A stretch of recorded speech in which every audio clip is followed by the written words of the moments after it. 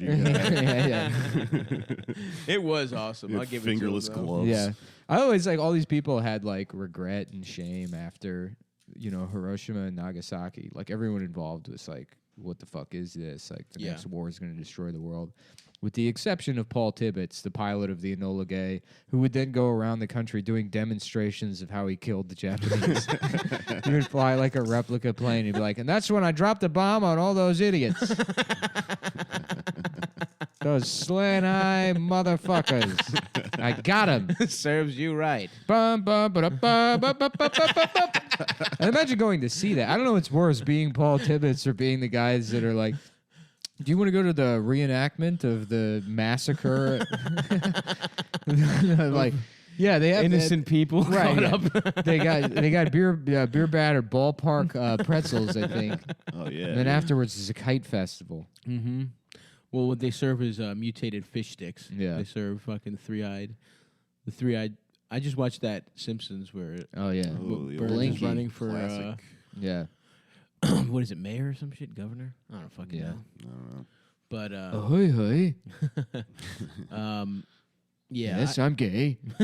that's good. Gay Mr. Burns. That's a good Smithers, I'm gay. Yeah. Me too, sir. What?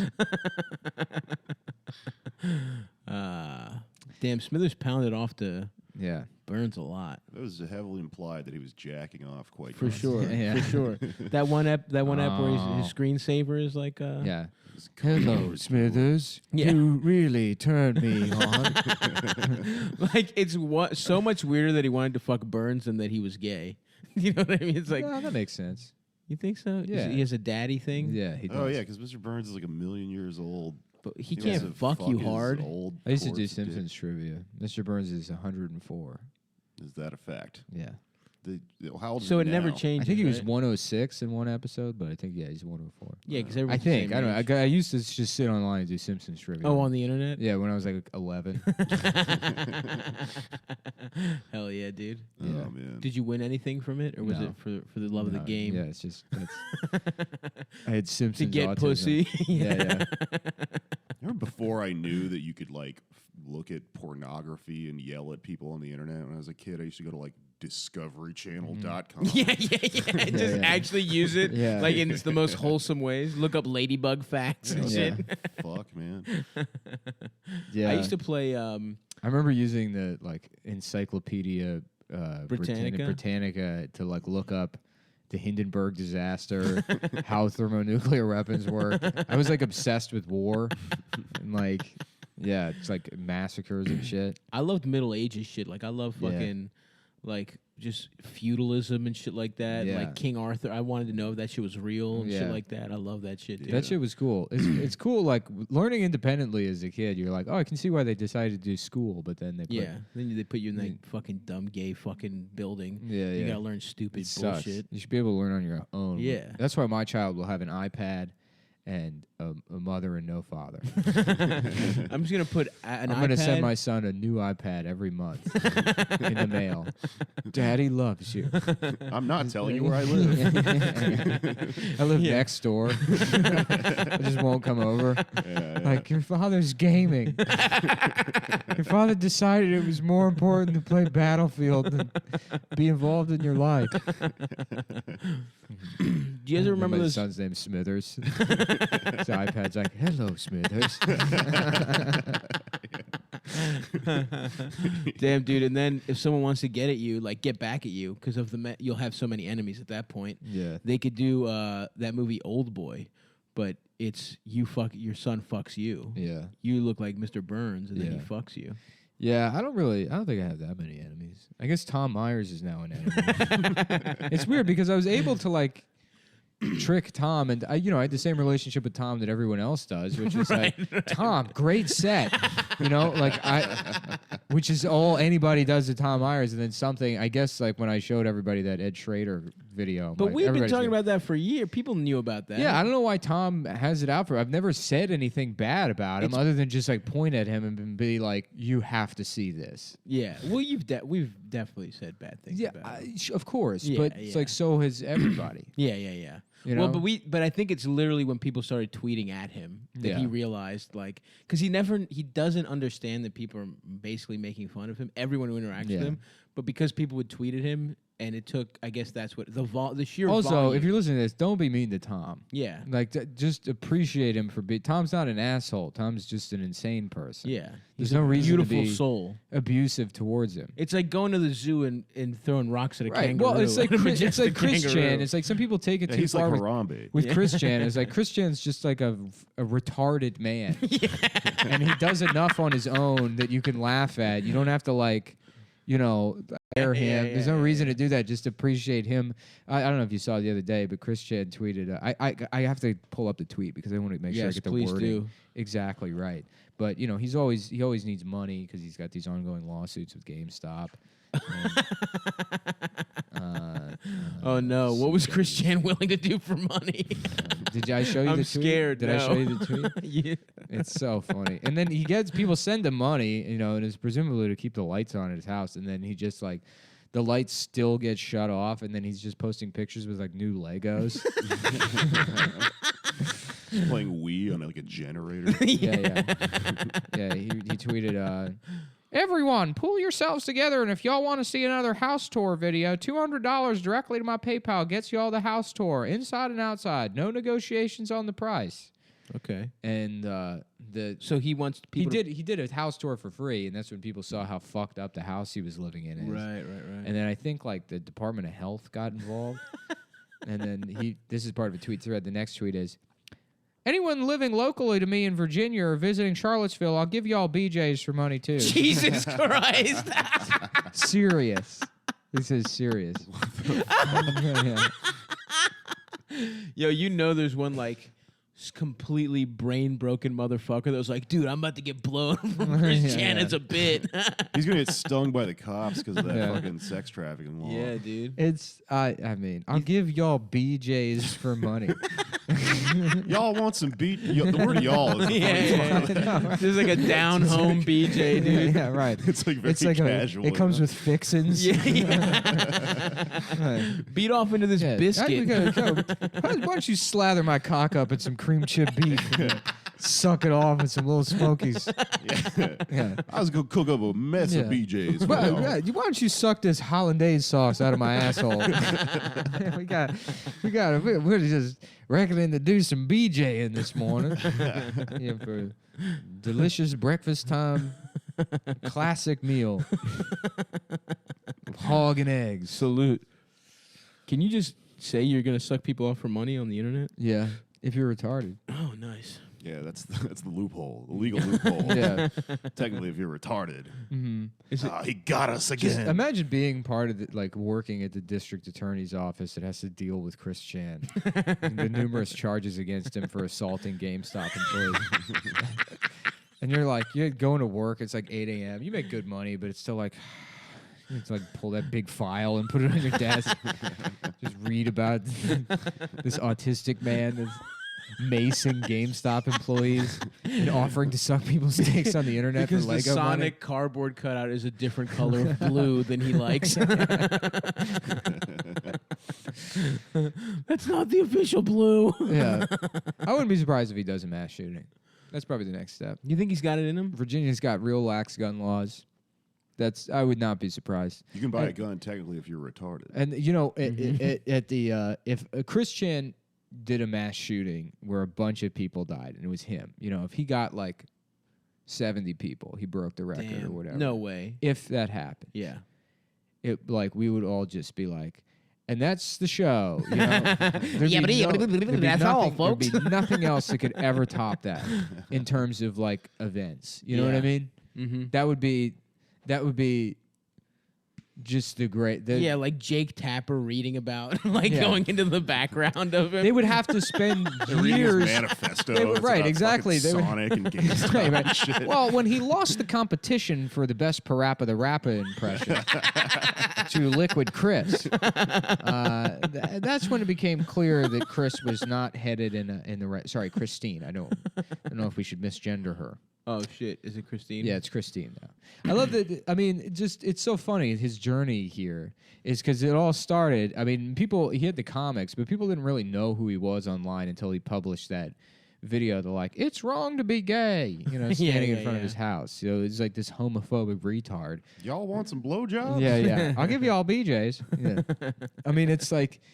The fact that he wound up, I mean, when he became trans initially, it was like, what the fuck is going on in his backyard, digging up his dead dog, tucking his penis through his legs, saying, would you fuck me? I'd fuck me. And it's like, well, I guess this can't get any crazier. He's like in jail and an online Lego prostitute.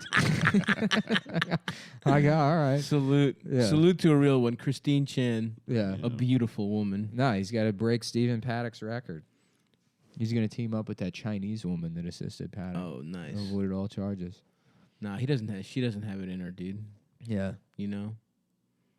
Beautiful Chan. She's a lover, dude, not a fighter. Marlene, what was her name? I don't know. Marianne. Remember Marianne Stephen Paddock's Wong. girlfriend? No. The Chinese.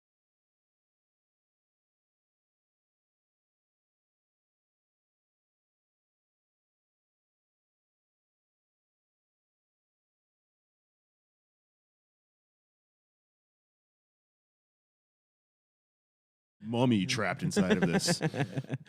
Did you see how Trump said he was talking about the special or the Paralympics, and he was like, "I watched some, but not too much. It's kind of hard to watch, See, that's the thing. Is like He's so fucking funny, man. he's Whoa. the thing about him is he's like he's just honest. And that's what people don't like about him. Is he says shit that people just can't stand.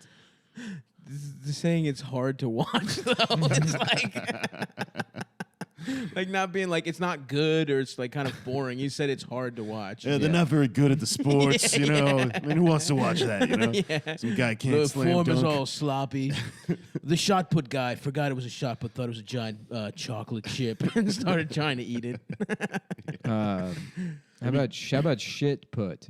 You just launch a turd out of your ass across the field. Oh, straight out of your ass. Yeah. Oh, that's good. They just drop on the ground because it's physically impossible. It's just people just bending over, just shitting as hard as possible. And the turds just still drop out of their ass in between their legs.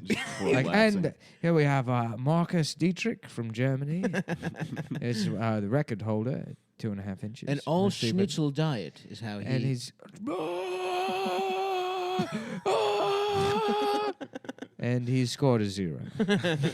It would be interesting if Next up. society rewarded that to see how far we could shoot shit out of our asses. Desmond Faverberg from South Africa. Next up. He's an interesting competitor. He's only 22 years old, but he's been shitting since he was an infant. And let's see what he can do for us here. And he scored a 0.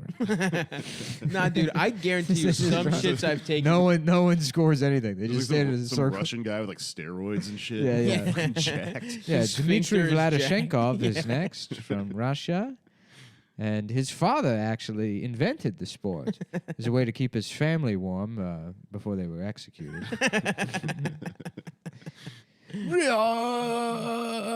And he scored a 0. No, dude, you've never had a shit rocket out of your ass before? Never. Jake? Yeah. Come on. It's real, dude. It's real. Here's how you would have to train. Damn. You'd have to eat a gassy food. I guess that's what coming is like for women. Yep, it's like shit rocketing out of your pussy.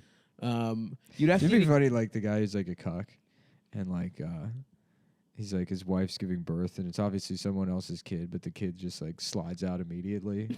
He's just never in labor. He's like, oh yeah, I guess that's how it's supposed to happen. His wife's so loose. She's like, oh my god, oh, he's here. the kid walks out upright. Yeah. But I think, to go back to my shitting theory, Yes. which I think we should spend some time on, I think you would have to hold in a shit for a while. Has that ever happened to you where you're holding in a shit and you let out little air farts, just a little, letting the air out over a couple hours, let's say, and then finally, when you get back home, it's like there's like a shit disc blocking your tract, and then it just like you just really fart loud as hell, and it just like really rockets out of your ass. It's like a potato cannon. Yes, exactly. It builds up yes, pressure. yes. Yeah. Thank you, Jake. Jake knows what I'm talking about, Nick. You've never experienced this? No. That happens when I drink like 19 Miller High Lifes. Yeah, it's usually shit. It's usually beer shits or like. Oh, you know what? Yeah, I do know what you're talking about. Yeah, thank you, Yeah. man. I appreciate it. Mm-hmm. It's real. So those guys could probably score pretty good. I'm It's thinking. real, Scully. Yeah, these guys drink Miller Lite all night. Yeah, the diet would be very important in this sport. Man, I was thinking about drinking again. You've said this like Nick, ruin your life. you Well, said this I like don't know. every Hang week. out We'll with see me, what the man. heart doctor says. I gotta go tomorrow. The heart. If I had to guess, the heart doctor would be like, "Yeah, relapse. That'll Yeah, help yeah. your heart." Yeah. No, I mean I'm if it's like prescribing you 16 Pabst Blue Ribbons and Crown Fried Chicken as a supplement. yeah, I mean I think that might happen. You don't know. You're right. Technically, I do not know. I will give you Yeah. that. No, you were a fun drunk, but you were a fucking maniac. Yeah. Kept getting into like fights with angry mobs. Yeah, and I don't want to shit. have to fight people, dude. Yeah. Well, I don't know. I mean, I I won't start drinking again. Yeah. I'm not drinking again. No more. But fuck, I have nothing now. Yeah, I gotta get on this heart. I want this fucking heart medicine so I can just start drinking coffee again. you miss coffee, huh? Yeah, I just fucking want a cup of goddamn coffee. You've had no Joe. I've had no caffeine at all, and it's like Wow. had a nominal effect. I mean, it's like Mm-hmm. my blood pressure is down, but it's still high. Yeah. Yeah, What's Damn. happening with your ticker, man? it's like I have like insanely high blood pressure. He's got Weird. Is it the from podcasting too much? No, I don't know. I the medical honestly don't term know is what it gay bitch ass little heart. Uh-huh, Yeah. yes. Gay I'm- coward's little bitch ass heart. I said I'm doing because Severe gay bitch-ass coward's heart. Type 2. I'm doing a documentary where I go around the country eating at every Wahlburgers until my heart explodes. It's called Heart of Markness. Yeah. Yes. Oh, yeah, that's dude. fucking awesome, dude. We're out here Stare into doing the abyss. steroids. Yeah. Yeah, We're doing coke we're doing steroids. steroids for retarded kids out here in Boston at the Boston Plaza. Dude, that would be if the doctor's like you have 6 months to live. That's how you need to spend it, dude. Yeah. Trying to get Mark to notice you, dude. Yeah. I hope that's not what it is. I mean, I'm sure it's not. It's but not. You're gonna be I fine. just got to get on You're gonna blood, get on blood pressure medication. what's I don't know. what's What's a a beta blockers or something? They keep Nice. they keep Keep they putting keep cups Adam away. they keep Adam at a distance. Yeah, I was gonna say we can't do the podcast. Maybe the then. problem is just Yeah. having to be around Adam. I'm allergic to his fucking bullshit. Your Yeah. blood pressure now it's like just zero. It's just so fine. I made something out of my Moji Mudu cookbook the other day. I was cooking dinner for my wife. My wife. It's cute that I call her that. From Yeah. my Muji Moo cookbook. Fucking bitch. Adam is gay. That Fucking is true. Cook dinner for a woman. Let them eat cum. You know what I'm saying? Give her the old Marie Antoinette. Marie Antoinette. Oh yes, let them eat cum. Marie Antoinette. Yeah. There we go, Yeah, baby. I'm trying to Queen of France, a bitch. You know what I'm saying? Mhm. Let that bitch eat nut. Oh yeah, Mhm. Marie. Yeah. I'm I'm trying her trying- head off with a guillotine. I'm trying to meet Everybody's- some guillotines. You know what I'm saying? 14, 15 years old. Yeah, you could say I'm gay for tweens. I'm gay. I'm gay. Excuse me, but I'm gay. I'm gay for teens. Gay. I'm gay. Thank you. Thanks. Do you have any? Is this a Jamba Juice? Oh, it is. Okay. Well, I'm gay. So, do you have any juices for gays? We should do a Queer Eye, but we pretend to be gay, and it's Yeah. so obvious and Yes. offensive, and we just have no good advice. Yeah. Damn, dude, I love sucking cock Yeah, dude. and putting up shelves. We're fucking. I'm so fucking gay. gay. It's like, what if they called Queer Eye this gay house? Bob Vila. He's building a glory Being hole. held down. Yeah. He's just putting holes in every wall. It's the same show, but there's a glory hole everywhere. Yeah, this is a very nice feature. I like Every this a once in a lot. while, some guy puts his cock through, but he's still just talking about building shit. Yeah. John, come over here. Why don't you go ahead and show him our work? Home Depot. Yeah, right. This is beautiful feature on the pine. You can see they put the hole where the knot used to be, and it accommodates all different sizes of cocks, but it still allows a limited amount of clearance, so you can't identify who's on the other side of the wall based on the balls, which is a very important feature in glory hole. You know, and look at this trim here. This is ornate molding taken directly from an armoire we got. It was part of a collection of 1700s pieces by the world's first gay man. A lot of people don't know that, but it was invented in England by Saint Bernard Sucroix. That's where the A glory French comes noble. from. Yeah. Well, he was a Frenchman. He came over from Calais, and he was living in London, and he was woodworking and sucking cock. Oh, so the first Yeah. gay guy was also a gay carpenter. Yeah, well, it's still this. Jesus it's still was a gay card. Oh, that's true. Yeah, that's true. Created That is the first He gay was guy. black. He was gay. He was a carpenter. He's retarded. He had Down syndrome. Yeah. Immaculate He was crotch. also People are like, trans. this man is getting drunk off water. He's like, oh, well, where am I? They're like, it's a miracle. Yeah, he's They're like, he brought that bird back to life. They're like, no, he just let go of it. He's suffocating that bird.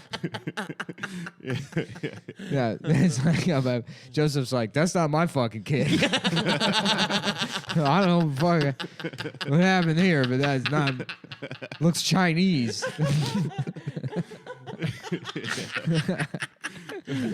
Hell yeah, dude. Mary secretly fucked a retarded guy one night. Said it was an angel. Well, it's like that song, What If God Was One of Us, Just a Stranger on the Bus? It's like, who rides the bus? You know, So true. they love riding the bus. Yeah, they do. Another They day, love another public dollar. transportation They on do. purpose. Yeah. It's a hobby. Elevators. Yeah. We all know the stuff they love. Yeah, there used to be this retarded guy that would ride the bus. This big. He looked like exactly like Mike Lawrence. Hell yeah. You sure it wasn't Michael Well, Lawrence? Was he talking about comic books? These big mean- glasses, and you would always see him on the bus. He just had this deranged look in his face with these big, stupid glasses, looking like Mike Lawrence. And my friend James sat next to him one time, and he just looks at him and he goes, "Excuse me," like made James get Just up. for sitting next to Just for him? sitting next to him. Excuse me. Yeah. Yeah, You might had as well retarded get kids up. at your school growing up? yeah, I had tons of retarded kids. yeah, man. yeah. Nice. You grew up in Texas? Yeah. Nice. Mm. There was this guy who would scream whenever I sneezed. Oh, they're all on death row now. Yeah. There was this guy that The looked special like Harry ed to Potter. prison There pipeline was a- in Texas. There was a retarded kid named Jose. I was so mean to him when I was a little kid. I feel His bad name was about it. Jose. His name was Jose. He was a retarded kid named Jose, and he was obsessed with Thomas the Tank Engine. And you would say to him, Salute. you would go to him, you go, "No way, Jose," and he'd go, "No," and he'd start crying. Yeah, you'd say, I "No mean, way." how do you not do that I as a know, little yeah, kid? I just could not resist fuck. saying "No way, Yeah. Jose" to that retarded kid. Like, what would you mean, no way? Yeah. There was this kid named You could also Trent. go up to him and be like, "Jose, boo," and he would get really scared. Oh my god. They're like triggers. There was this kid named Trenton that was he was retarded and he was kind of hood, like he kind of dressed Hell like yeah. FUBU and shit. Yeah. Hell yes. And he would be smoking blunts like under a bridge right near where I grew That's up. And he fucked up by us. He'd, Yeah. he'd roll Fetal up. alcohol syndrome. Us by us. Fasubu. Yeah. He Yeah, was man, fucking- this shit fast Subu. I got my fast Subu sweatpants. Fetal alcohol syndrome, us by us. Oh, that's stupid. yeah, in the Fat Albert shirt and Yeah. shit. he would pass him the gay, blunt. gay. I'm Gay Albert. That's a fun yeah. guy. Yeah, Gay Albert. Bum, bum, bum. Oh, that was Cosby. Oh yeah, That's weird. Free That was Bill. Cosby. Hey, can you believe it, guys? Another black man railroaded by the criminal justice system. Yeah. Yeah, dude. Let's just pour one out for I him. still don't. You should go to a Black Lives Matter rally with a fucking Cosby sign. It's like, Bill Cosby, Michael Brown, Eric Garner, and Bill Cosby too. Just sneaking him in every like 7 guys. OJ also. Yeah, good thing he is gonna go to jail though. That's pretty fucking. Anyway, what's going on? I don't with understand the point of putting a 97-year-old man in prison. Let him fucking die in jail. He raped like 50 people that we know of. Yeah, I know, but it's like, Yeah, fuck him. He should have to. sure, it's not a question, but it's like, what? It's such a. It doesn't do like he's just gonna be in jail for 6 months. Yeah, yeah. Why He's not? gonna die soon. Yeah, probably. Yeah, because why would he live? It sucks. He's got to be in jail and shit. Yeah. I mean, he's got a comfy ass life. You ever see how now. they spell jail in Australia? Oh. It's like GAOL. What? Yeah. Jail. Yeah, jail. It's like the medieval spelling. Whoa, that's fucked up. Yeah, it's pretty cool. When did people start going to Australia? When did they start sending criminals over there? 1970s. Really? Yeah, Jim Jeffries was the first. He founded it. What was it, like the 1800s maybe? You know the Pope was like fucking. I listened to some shit on Fresh Air because I fuck with my girl Terry Gross, and they just did a thing about the Pope, like how much like Italy wasn't even a fucking country until like the late 1800s, and the Pope had like power over Italy in like the mid 1800s. Yeah. And he was like fucking. He had an army and shit, and he like. He there was Jewish ghettos that the Pope put Jews in. It was fucking wild, dude. In the 1800s. I thought that was like some 1400 shit. Yeah. The Pope was powerful as hell until then. History's the Pope weird, is still dude. powerful, dude. Not really. Yeah. Yeah, it He is. is. He can Really? move shit with his mind. If the Pope wants you, He can molest children with his fucking mind. if the Pope wants you Using killed, God. you're gonna die, dude. What, are you serious? Yeah, the Pope has people killed. Should I take that back? What I just said? You should, dude. You don't criticize the Pope on my Fuck. show. But the new Pope's cool. Sorry, man. How dare you, dude? You know this is a Catholic show. Which actually kind of makes sense why people were so anti-Catholic. Like, I didn't realize the Pope actually had power that late in history. Yeah. Like when I heard, like when people were like anti-JFK because he was Catholic. Yeah. It's like, yeah, I mean, 70 years ago, the Pope had like an army and shit. I kind of get where they were coming It's weird from. that there's just this like Game well, he of still has Thrones those motherfucker. clowns. He has those clown swordsmen. Yeah, those are pretty cool. Yeah, the Pope's army, He used to live in like a big ass palace in Rome. Do you know that shit? the papal guards. The Vatican was like just some shit he had to flee to when Italy, a bunch of wops took over Italy. Are you going down like a podcast wormhole right now and learning a bunch of shit? Yeah. you Well, just read I was them. on a long ass is drive. I I mean, recognize that's still, like, the this. funniest Oh, thing. that's badass. Yeah, this the Let me Swiss see. guards. That's the Pope's army. That's how they Let me- dress let me Those see. still. weird fucking horse hats. Hell yeah, dude. Yeah. Well, what happened, Jake, was that I was on a long drive. I was on the road, and I ran out of all the sports podcasts and the Bodega Boys. Yeah, yeah. And so I was like, all right, I'll fucking learn some shit, I guess. No, I You know know? exactly what's Yeah, going yeah, on in yeah. your head because I work as a fucking bike messenger and I'll listen to like some dumb like hardcore history or some shit. Yeah, and then like yeah. it's all loaded up in your brain. The next conversation you have is Oh, I'm someone's ready like, to Yeah. go. "Did you watch You're it?" listening to Dan Collins' Hardcore History. Jesus, actually retarded. That's where This Nick is Dan just Collins. listened to that one. Dan Colwyn. Dan Collins here with Hardcore History. Yeah, shouts out to Terry though. That's my girl. Yeah. I love Fresh Air Yeah. because it's informative, but not like you don't have to really think that hard. It's she knows what the fuck she's doing. You know what I'm saying? More like Hardcore history. Terry Gross pussy. I think you know? we literally made that joke 3 weeks ago. Probably every day of her life someone Yeah. calls her that. Yeah. Hey, hairy gross pussy. Oh yeah, Harry gross. She's just at home, like ripping all of her pubes out with duct tape because her mom won't let her get a pussy razor. Not until you're older, Terry. But Mom, everyone makes fun of my hairy pussy at school. Well, then stop showing it to them then. No! No, I won't. Everyone has to see my pussy. That's her story. Really, I didn't know that. See, she always Stay interviews tuned other for people. another episode of Hardcore History. The moon landing. A lot of people don't know this, but the moon is a circle and not a square, as commonly thought.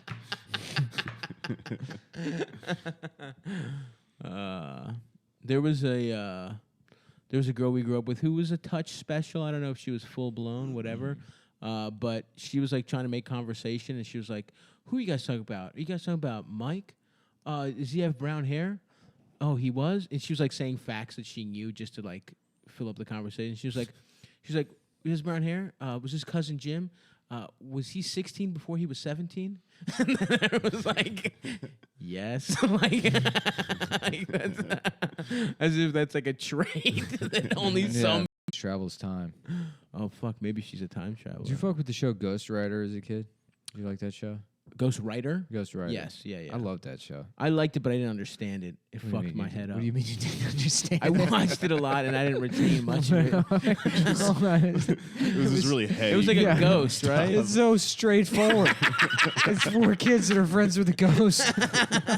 I just don't remember what happened in it, you know? So I chalked that up to not understanding it as a kid. I used to watch Barney, but I couldn't put it together. It was like, what is this? This is like Lost, where you gotta go online and The fucking diagrams. Yeah. Yeah, it's like a David Lynch endeavor. No, there was I remember there was like a Ghost Rider. I think it was a 2-parter episode where they go back to the 30s. Whoa. That's Which pretty is- cool. Yeah, because then the ghost is dead, and there's like something about time There's passing. in Wait, was Germany. the ghost was still dead? Well, In the 30s? No, I don't know if Ghost Rider was the ghost that they were remembering, but like something I don't know. Oh, they found an older ghost. Yeah, I don't know if there's. Look who doesn't fucking get I don't. it now, I, dude. yeah, it's not that I don't Look get who doesn't it. understand That's Ghost not how Rider. I don't remember the plot of the episode. Yeah. It's the thing I saw My. how 30 the years ago. Tables have turned. You don't understand tables or how they turn. I actually don't necessarily understand Yeah. that expression. That expression is like when someone like you literally rotates a table to eat their guests' food after they've eaten their own dinner. That sounds pretty good. They eat, you actually. eat all your food, and the other person's having a just barely mechanical- started. You rotate the table, and you go, "Well, look how the tables have turned." And you just start shoving sausage links in your mouth. I'm having a mechanical table installed now.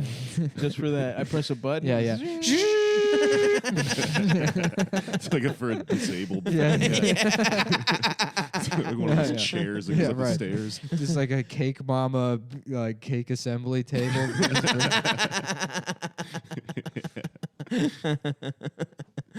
Oh, fuck. Those were the best. Was that like a Mario Party mini game where you had to assemble Yeah. the burgers or whatever? Yeah, that game rules, man. Dude, Mario Party is the best. It's for getting fucked up to the point where you're like retarded enough to enjoy a yeah. game that's for like idiots and Oh, children. yeah. Oh, yeah. That fucking Yeah. rules. They basically were That just was like, that one night in Austin, we were playing Mario Party, and then I just woke up in a backyard somewhere. Yeah. I was like, I was at my apartment. Did I win? yeah. I was Wario, right? you went Yeah. down a tunnel, dude. I saw Chris the next day. I was like, "What happened?" He's like, "Oh yeah, you pulled your pants down, then ran away." Yeah, dude. Remember that Hell time yeah. you just walked in the door and everyone's like, where have you been? You just went angry mob and then walked to your fucking yeah. I got beat up outside. beat up for making fun of Sugar Ray. Oh, that was a Sugar Ray night? No, this is a different night. Yeah, man. God Yeah, I damn. had like scrapes all over my head. Let's move back to Austin and Yeah. fight everyone. Yeah, It does seem like a fun place. It is a fun place. Yeah, it's a dumb place. It's a fun place when you're like, because I mean, if you spend too much time in Austin, you turn into Blake. Right. But Blake kind of moved to Austin already as one of those guys. Yeah, Right. And like you brought can't, that shit you up can't here. keep living like a fucking 21-year-old for the rest of your life. I mean, I'm sure it's nice, but then you get into your mid 40s and you're just like some Austin bar guy that's like, Right. yeah, we're gonna go float the river again. You know, and it's like, is that living? Yeah. I don't know. Oh, you can do all that shit. I just don't understand No, how you move do to it New York and without- become a fucking cocaine millionaire. This is a much better life than being some fucking Texas burnout. Yeah, well, that's what I'm saying. I was like, people do that, but like, I don't understand how they don't have this huge existential hole. You know, Yeah. They're just like, Maybe- I'm gonna be 50 and fucking Yeah. working at the Alamo Draft House or something. Right, yeah. Exactly. Maybe they're just content with themselves, you know? Maybe they didn't have abusive or shitty childhoods, and they're like, yeah, I'm a fucking idiot. No, those people are depressed. Dude. Yeah, you're probably especially right. especially the ones that move to Austin to do something. Yeah, that's true. Because you're right. No one just moves to Austin just to fucking if you do wanted that. to be like a musician or some shit, and now you're just a fucking bartender and you work on E6 and you're like part of that E6 crew and Yeah. Hell yeah. what do? They all just like eventually date each other. And they're like, yeah, me and Jamie are actually dating now. It's like, oh, I guess you guys have fucked everyone else you know. It is weird. It Makes becomes like a sense. high school because I feel like there's like groups in like high school or growing up where everyone just takes turns fucking dating, and it just becomes camp for adults. Yeah. Which actually does sound kind of nice, Yeah, I mean, that is what Austin is. It's a fucking daycare center for alcoholics. Hell yeah. So what's the problem with it? Yeah. You know what I mean? I'm like gonna try to do some shit here in New York. Probably kill myself in like 5 years, or possibly just completely move to like a place like that and just like I don't know. I mean, I don't know. It's a good place New to York's, die, New you York's know? been very good to me. So I can't imagine ever wanting to leave New York. But if like things had gone different, I mean, like, things. I'm just fucking around. Yeah. That's like an exit plan for life. Yeah. If I was like give up on everything, I'd move there like Yeah. New Orleans or I something. mean, Yeah, New Orleans is a place to do New that Orleans. shit. Yeah. I mean, I got very lucky, but I don't understand. Like, I don't know myself well enough to know like if I had moved to New York and like just wound up as like a Brooklyn dog walker, doing the fucking. You do mics and you get your like 2 or 3 spots a month at like a real club, if that, and then you just continue doing this to no end. Because I mean I've been doing comedy 13 years and like I have things going on, but it's still like I don't want to fucking do this shit anymore. Yeah. I still have that feeling. It's dumb as hell. Yeah. Yeah. What I would do is just sell boy pussy online. What I'm saying is, Y'all want some boy pussy? I could possibly see myself moving back to Austin if I was like in a desperate situation here. I would But move then to- I would get there and immediately be depressed that I had like You should failed move at overseas. That'd be the Jeez. worst day of your fucking life. Yeah. Just moving back into the sandstone Moving apartments. moving back into Sandstone and being a Sandstone guy again. Yeah. That's the thing. That's how I knew New York was going well. Is I would go back to Austin and it did nothing for me. I did Moon Tower like 2 years ago, and it was like almost like a burden to be in Austin. Yeah. It's fucking boring. There's nothing I care for there anymore. Yeah. No, the Other- exit I mean, strategy friends, is obviously, Thailand. Go Thailand? to Thailand or something. For me, yeah, actually, yes. Yeah. That's like I'm that. serious. That's what I would do. Yeah, I Go would go to some. overseas, live in China. Or I would some live in shit. some fucked up Japan. place. Yeah, way far away. I could Go fuck with that. native. Like the Right. end of Silence of the local. Lambs, just Right, disappear yeah. in some fucking. I'm having an bizarre old friend place. for dinner. And then it's like Christian getting off a plane. I'm like rubbing my dick. Getting my dick hard. Goodbye, Clarice. I'm here for the BJs. Is that what happens in Silence of the Lambs? He leaves. Yeah, well, he eats Anthony Heald. At the Who's end. Anthony Heald? The doctor from the. He eats Andy Hughes. I haven't seen the movie. You haven't seen Silence of the Lambs? No, I have not. It's first of all, it's probably the best. It's like not thriller. about Greek food. It's probably the best thriller. I know people are gonna have a problem with me saying that, but I saw. I part can of it. rewatch. I can rewatch Silence of the Lambs like probably every single fucking day. That is like it's like the perfect thriller. Nice. Um, He's not in that long, right, or some shit. who? Anthony Hopkins. No, he got some he's face in. time in He's that in movie. the entire movie. I thought he's in it for like 20 minutes or His some face shit. is on the cover of the movie. I Yeah. know, but I thought I thought he like. This film, are there lambs? I in thought this? that's what was so good about his acting Can was you that he eat was the barely lambs? in it and he was that good. Are there lambs? I mean, maybe about like he's a not. hero? Maybe he's not like. I mean, he's not in it as much as fucking. What's her name? Starling or what's the Jodie Some Foster. Jodie blonde bitch. Foster, yeah, but I mean, he's definitely like, it's as a supporting role, like Yeah. prominently featured in the Yeah. movie. To say that Anthony Hopkins is barely in Silence, I of think the that he's Lambs. not in it that much for someone starring in a movie is my point. He's I not. think. He's supporting cast. All right. Well, that's Yeah, he's in it. He's in it probably as much as Ken Levine or what's his Buffalo Bill. name? Yeah, Buffalo Bill. Nice. You don't know what pain is. That's such a great line. Maybe I'll watch it. Yeah, Yeah. I love that movie. Yeah. Yeah, It's. I hear good things, man. yeah. I hear good things about Silence of the You Lambs. should check it out. You should check it out for sure. Yeah, dude. What else the fuck happened? Oh, did you guys see Michelle Wolf? No. Yeah. The Correspondence Dinner? It was awesome. Yeah, it was the only time I've ever really liked the She Correspondence Dinner. racked them up, dude. Yeah, She did great. It was good. Anyways, Dennis Miller actually tweeted like, I don't know. This woman is vile. I don't know much about her. I'm gonna do some research and have some very mean jokes about her. And it's like, damn, Dennis Miller's gonna get his ass eaten, dude. Yeah. Like Dennis Miller has not even been paying it. It's just gonna be great. I'm gonna pay Christian to suck the president's dick. London, And that's Olympus, how North Korea. Yeah, and Olympus South is Korea- nutted. Oh, maybe that's what it was. Mr. President, you're gonna want to see this. It's a video of you getting your dick sucked by Christian. What if that's what they had instead of the P tape? It's a video of Trump getting his dick sucked by Christian for Lego money. Oh fuck, dude. That's got to be the worst blowjob in the world too. Maybe. Imagine how fucking bad he Maybe is at she's sucking good dick. at sucking dick. He's got, No, like, no Trump way. hair on his pubes. No way is fucking Christian good at Yeah, sucking you're cock. right. You're right. It's got to be the word, like the toothiest, like Truly a very ugly. not person. understanding that it's supposed to be like an up and down motion, just like a side to side action going on. But Blah blah blah blah. But he's never had sex. He doesn't know how it works. You've seen the video of him. My favorite Christian I video haven't seen any video. is the one where he's had this series of I've seen like a picture. the of it. reason he's gay is because all these 13-year-old boys that have like girl voices like call him up on the phone and pretend to be women to like trick him into humiliating himself. God damn it! What a horrible life. Like on both sides. I know. You're making a grown man horny. Yeah, I know. A grown retarded man is beating off to you, and you're a child. I love this world, dude. That's the kind of shit that makes me feel okay, you know? That is a real problem, There's Nick. there's a place for people like me in this world. It's and the it's worst online. part of the world. Anyways, so these kids call him up, and he was this girl Ivy that thought he was dating on the internet. Oh, and so he makes this video in his bathroom, and he's completely nude, and he goes, Ivy, may I have this dance? And then he's pretending to dance. There's no one there, so he's just slow dancing, but he walks into the frame and his like just disgusting ass, as he goes towards the shower stall.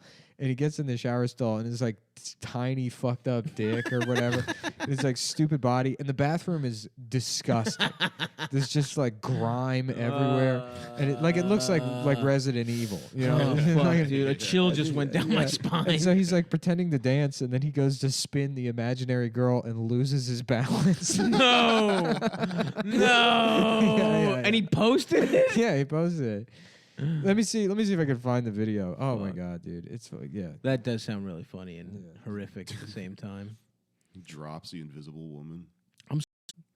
7 years ago. Yeah, dude, kids today are fucked. Yeah, I mean Nick is fucked. Like even like people all my friends that were like early internet bros, there's a part of them that's like a little too fucked up, I think. Were you a big internet guy, Jake? I don't know if I was as heavy into the weird like. When did you get internet as a kid? I don't know, it was like here's 13 or something a like that. video of him eating his own cum. No, man. Yeah.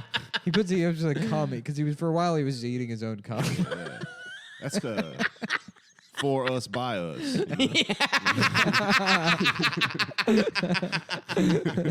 Oh fuck, dude, no. Yeah, that's a real fast Uber. True for Subu. Jesus. Anyways, Christ. yeah, he was eating his own cum for a while because he thought it like I don't know. He's like you're not supposed to mystical nut properties? or something. Yeah. Oh, it's like So here's oh great, they got a transcript. He's in his green bathrobe. This is for my sweetest Ivy's eyes only. Chris holds up a small disposable cup made of clear plastic. A thick white liquid rests in a thin layer along the bottom. Here's some of my cum I just masterboarded out.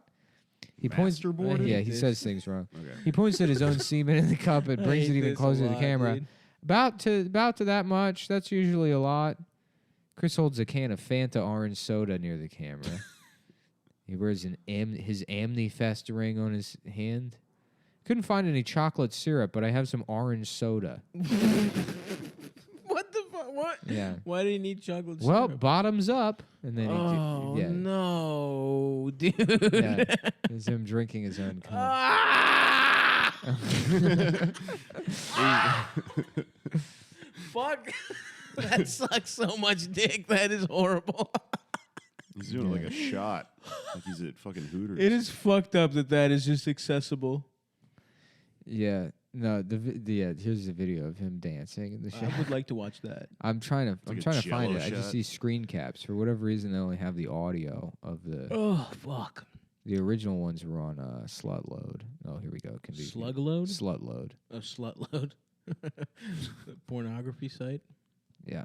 A pornographic site. Play video. I like to beat off to pornography. Let's see if I can get the audio. I am gay.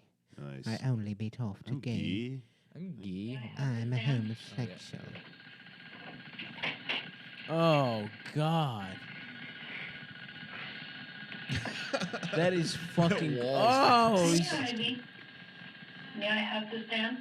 Oh no. That looks like dude. the bathroom from Saw. Yeah, it really does. No, his little dick is fucking weird dick. It's little and long. I don't get it.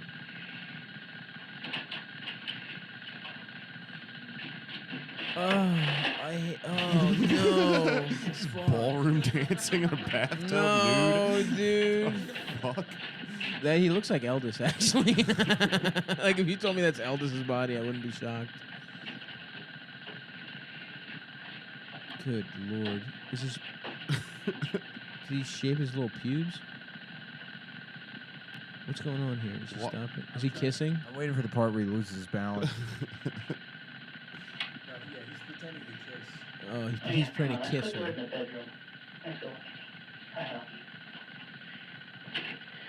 Oh! The close-up on his cock is brutal. Yeah.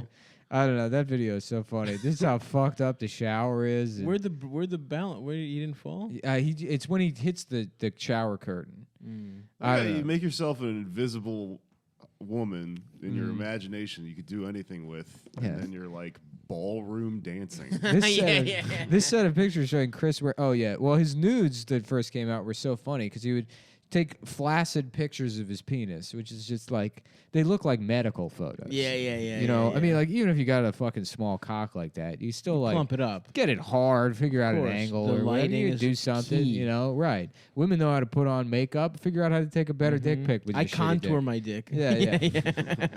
You know, so it's up close these fucking terrible pictures, but then also just pictures of his ass. He thinks that's what women want to see is a man's ass. Yeah. Salute to a real one. Yeah. You know, whenever a new iPhone comes out, they make a billboard that's like taken with the iPhone X. Yeah. A man's ass.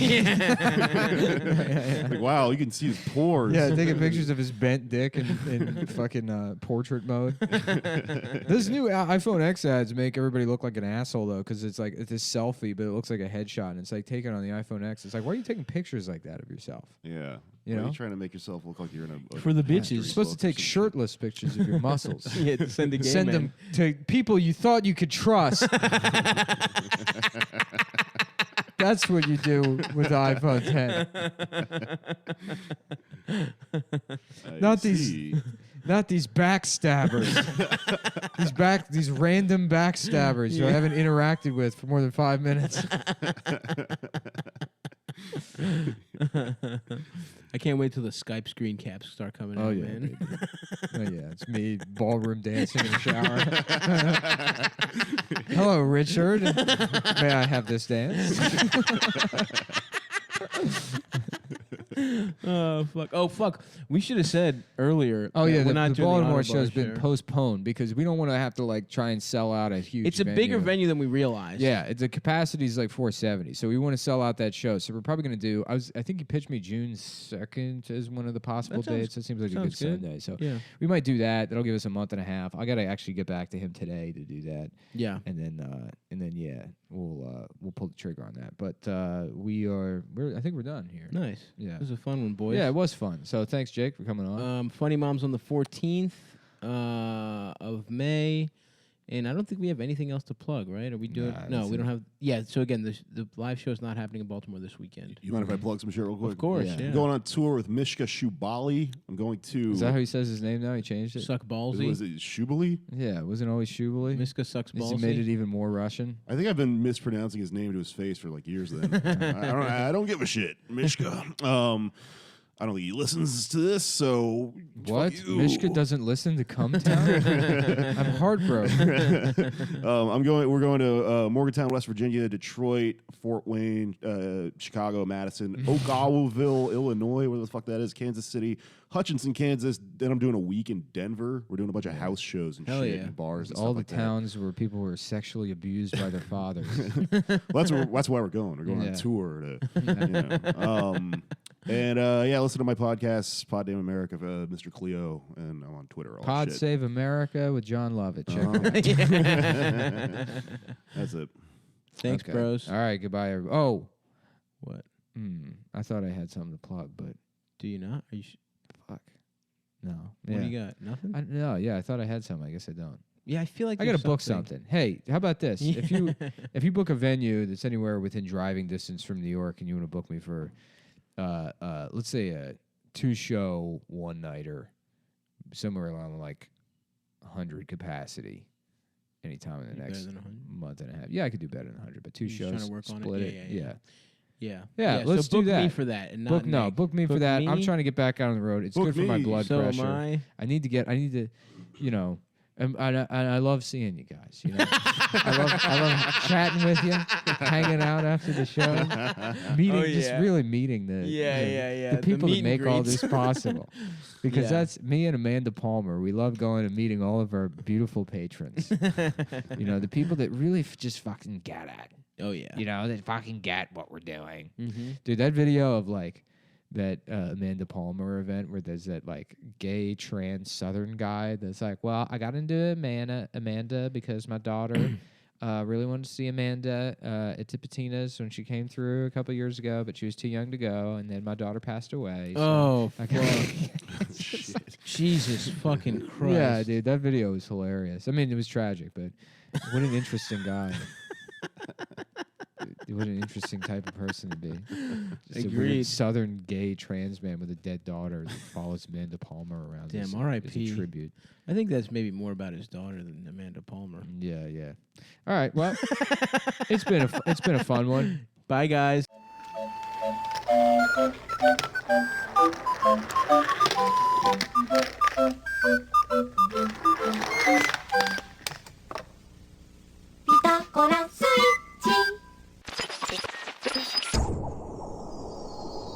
I find this scientifically fascinating.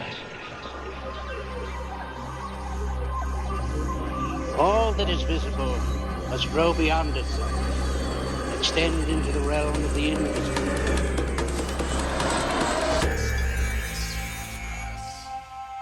Welcome to Mysterious Universe, the program dedicated to bringing you news from beyond the mainstream, from future science, ancient history, and the paranormal to the UFO phenomenon. Join us in taking an alternative look into the universe around us.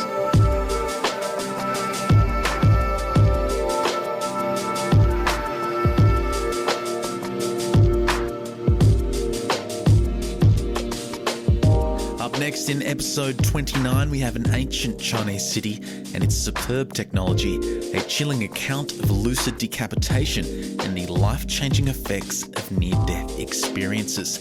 Stay tuned for all that and more on this week's Mysterious Universe.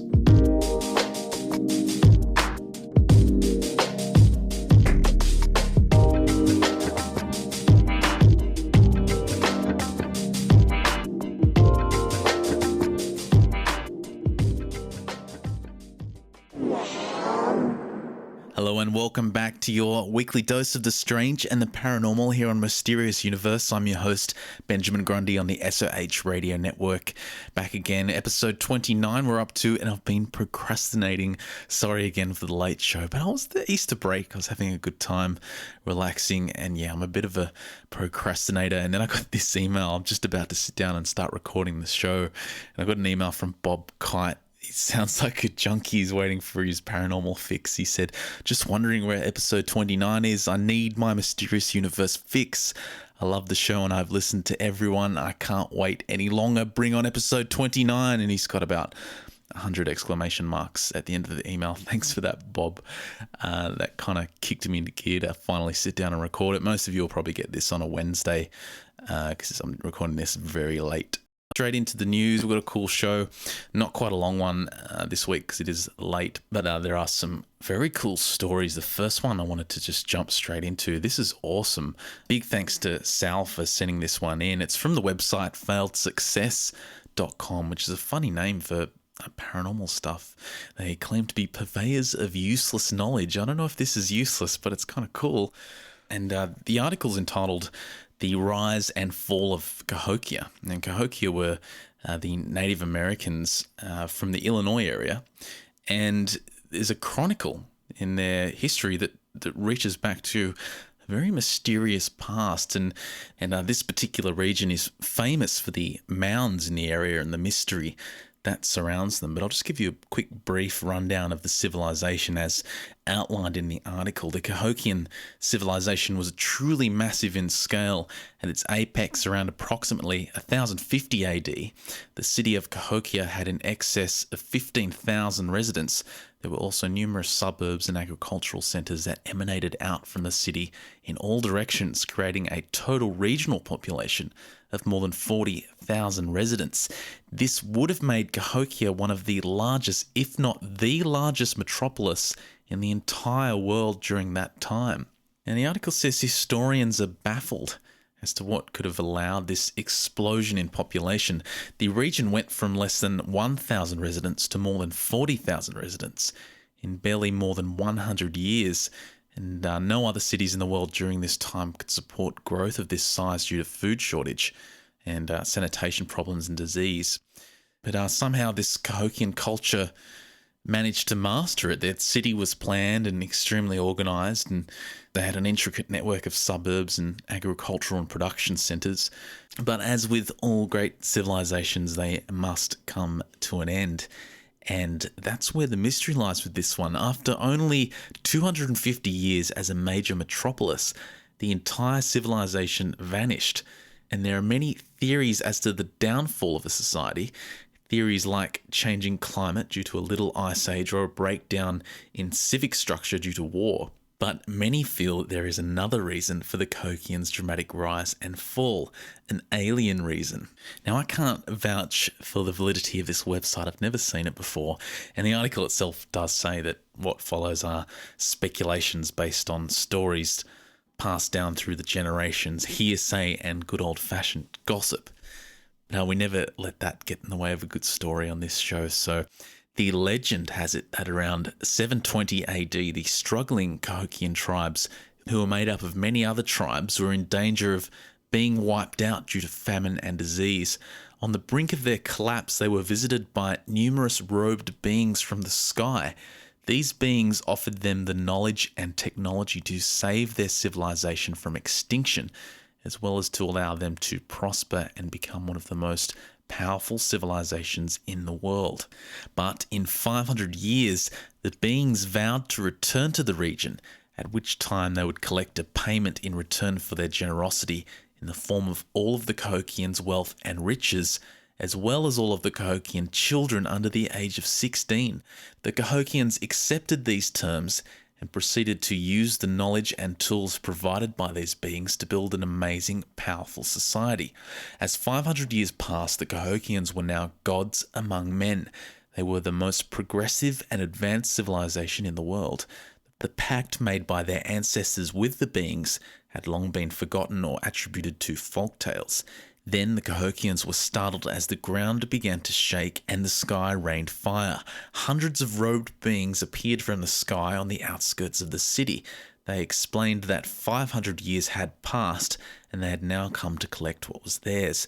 The Cahokians were appalled at these demands and refused to give up their children or their riches. Believing themselves to be greater than gods, the Cahokians rose up against the beings and fought them. Scores of Cahokian soldiers marched into battle against the beings, which had now sent down thousands of their own troops to attack the city. The Cahokians were no match for the advanced weapons and technology possessed by the beings.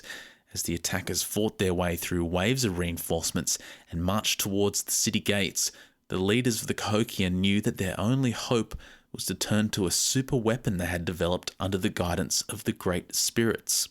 Using the mounds they had built as control towers, all of the spiritual leaders and citizens of Cahokia focused their psychic energy against the attackers. Using their minds, they projected thoughts of doom against the beings, and the psychic energy built up in the mounds.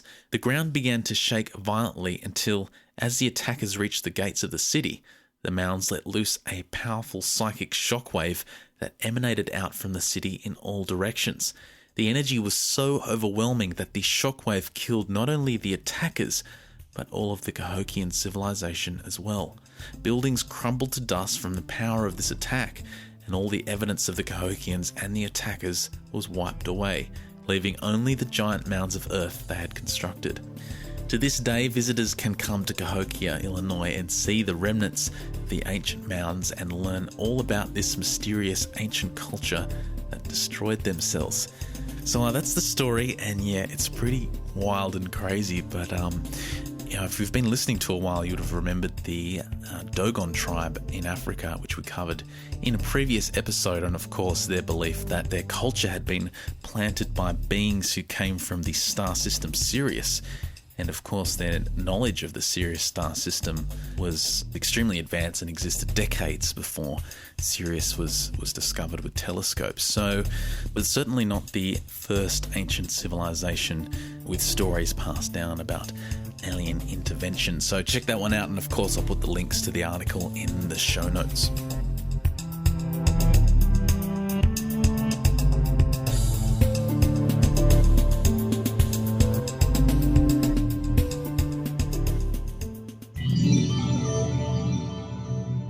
I read an article headline the other day that almost made me cringe. You may have seen it. It was about scientists who have done some studies that suggest that near-death experiences could be biological rather than spiritual. And I guess it made me cringe because as spiritually deprived as our society is already, we keep pushing forward to try and define these supernatural experiences and make them fit into our scientific paradigm that we've created. And in the end, it just seems so narrow, like we're digging into a bull's horn. I don't know. But this article was good because it was kind of balanced with the scientific research, but it also brought up some of the near-death experiences that people have had and how it changed their lives. And this is from the dailyrecord.co.uk. It's called Tunnel Visions. It's by Craig McQueen. And he said the scientists, by studying 55 people who have had such experiences compared with 55 who had not, neurologists at the University of Kentucky showed that differences in sleep patterns could be responsible for their experiences. But the article continues to say that as these following examples show, science still isn't able to explain everything connected to the spooky phenomenon. And Mike Richards is just one such person with a near-death experience, and he's got something to show for it. The 60-year-old was in hospital recovering from cancer when he suffered a relapse and fell unconscious. He found himself in a pink room with no floor or ceiling. In the room were his father, his wife's mother, and a scruffy man in a white cloak who told him he wasn't ready and to go back. But that wasn't all. When the lifelong cerebral palsy sufferer regained consciousness, he found that he had the use of his disabled left hand for the first time in his life. And it seems that seeing dead relatives is a very common theme. And during major surgery, 49-year-old Lorraine Everton suffered 2 heart attacks. And like Mike, she recalls being in a warm room with no floor or ceiling where a long-dead aunt said she was safe. When she woke up in intensive care 4 days later, she was able to tell a nurse by writing on a piece of paper that she died twice during the operation. Another interesting one was Lillian Oaktree. She was 46 when the asthma she had battled for 20 years nearly claimed her life. On her 4th day in hospital, a sudden searing pain in her chest was replaced by a feeling of calm as she looked on her own body. She was then transported through a dark tunnel to green countryside, where she met many dead relatives, friends and pets. 2 beings in white cloaks also spoke to her before she suddenly woke up, later to find that her chronic asthma condition had improved dramatically. And all of these sound very nice and white and fluffy, but there's one that isn't so positive. While in a hospital after a suicide attempt, Samantha Swinglehurst found herself on a black plane with a voice telling her that she was in a place called the Clearinghouse. All the big events in her life, good and bad, were then played back, and she said the experience was a key in making sure she didn't make the same mistakes again, and she lived her life to the full. And the last one's cool. It's got a bit of space travel. Tom Rayner's job as a pilot probably had an influence on his near-death experience. While in a coma after a car crash, the dad of 3 from Norfolk felt himself in the sky, looking down on East Anglia, Western Europe, then the Northern Hemisphere. His journey went on into space before reversing, and he found himself in an unknown African country. After waking, he sold his firm, bought a Land Rover ambulance and went to Africa, where he worked delivering drugs to a field hospital in the middle of a war zone. So some interesting stories there, and yeah, what do you think about this? I mean, obviously these people would know the difference between what they've experienced and being in between a state of awake and a lucid dream. I mean, we've all pretty much been in that state, haven't we all? That period where you wake up and you're still half asleep, you're still dreaming. Everyone's experienced that. I mean, wouldn't these people know the difference between a life-changing event and a lucid dream? Surely. But tell me what you think. If anyone's had a near-death experience and would like to share it on the show, please send it in. That'd be awesome. So head on over to sahpodcast.com and fill in the email link and share your story.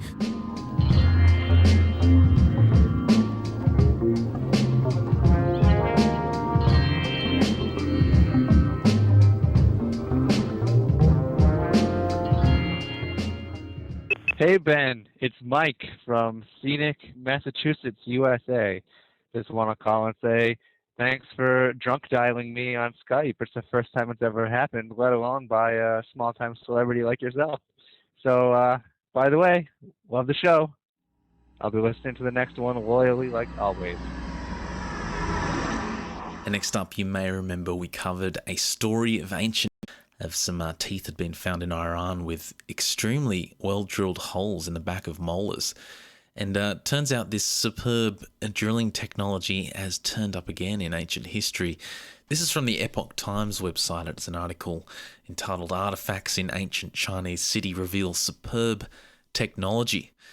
And it turns out in Lingjiaotan, Hanshan County of Anhui Province in China, archaeologists have discovered a primitive tribal site that was inhabited 5,000 years ago. Remarkably advanced drilling technology and the world's earliest stone drill bits were found at the site. And one of the professors said there are still many mysteries in the Lingjiaotan ruins waiting to be solved. And this city is estimated to be 5,000 years old, which would make it the oldest city in China. Previously, the oldest one was Dantu village in Wulian County of Shandong province, which was over 4,000 years ago. But the Lingjiaotan ruins were found in 1985, and they found jade rings, stone axes, and stone chisels. And more recently, they've found an altar and 66 graves, refined jade, stoneware, and pottery dating back to the late Neolithic age. And among those, they found the earliest jade dragon and the largest stone shovel discovered in China to date. Now, this is interesting because archaeologists are saying the area was highly developed and supports the theory that the Chaohu Lake Basin was the significant birthplace of Chinese culture. And within the jade pieces that they've found, a Professor Zhang Jingguo and his colleagues have inspected these jade pieces with a stereo microscope. And under 50 times magnification, they found a little hole on the back of one of the jade statues, and the diameter of the hole is only 0.15 millimeters. 0.15 millimeters, that's basically slightly thicker than a strand of hair. So obviously that brings to question, what on earth were they using to drill a hole into jade that's only slightly thicker than a strand of hair? What on earth were they doing? The article goes on to say archaeologists have also found a drill bit made of stone. It is wide at the top and narrow at the bottom with drills on both ends. And the drill is screw-shaped, indicating that the people of Lingjiatan knew about rotary power and centrifugal force. Their knowledge of physics, mathematics, geometry and mechanics appears to have been quite developed. It also turns out they've discovered some huge stone relics there, some as high as 10 metres, built more than 1,000 years earlier than Stonehenge. And funnily enough, 5,000 years ago, the people of Lingjiaten should only have been using stone and wooden tools. It is unknown how they cut and transported such huge and heavy stones. So some amazing finds there in China, and again, more evidence showing that ancient civilizations were much more than we may have first thought. And whenever I hear of this advanced technology in such ancient times, I always have to question whether it was invented by those civilizations or perhaps passed down by previous civilizations. So take a look at the article. It's on the Epoch Times website. Of course, I'll put the links up in the show notes.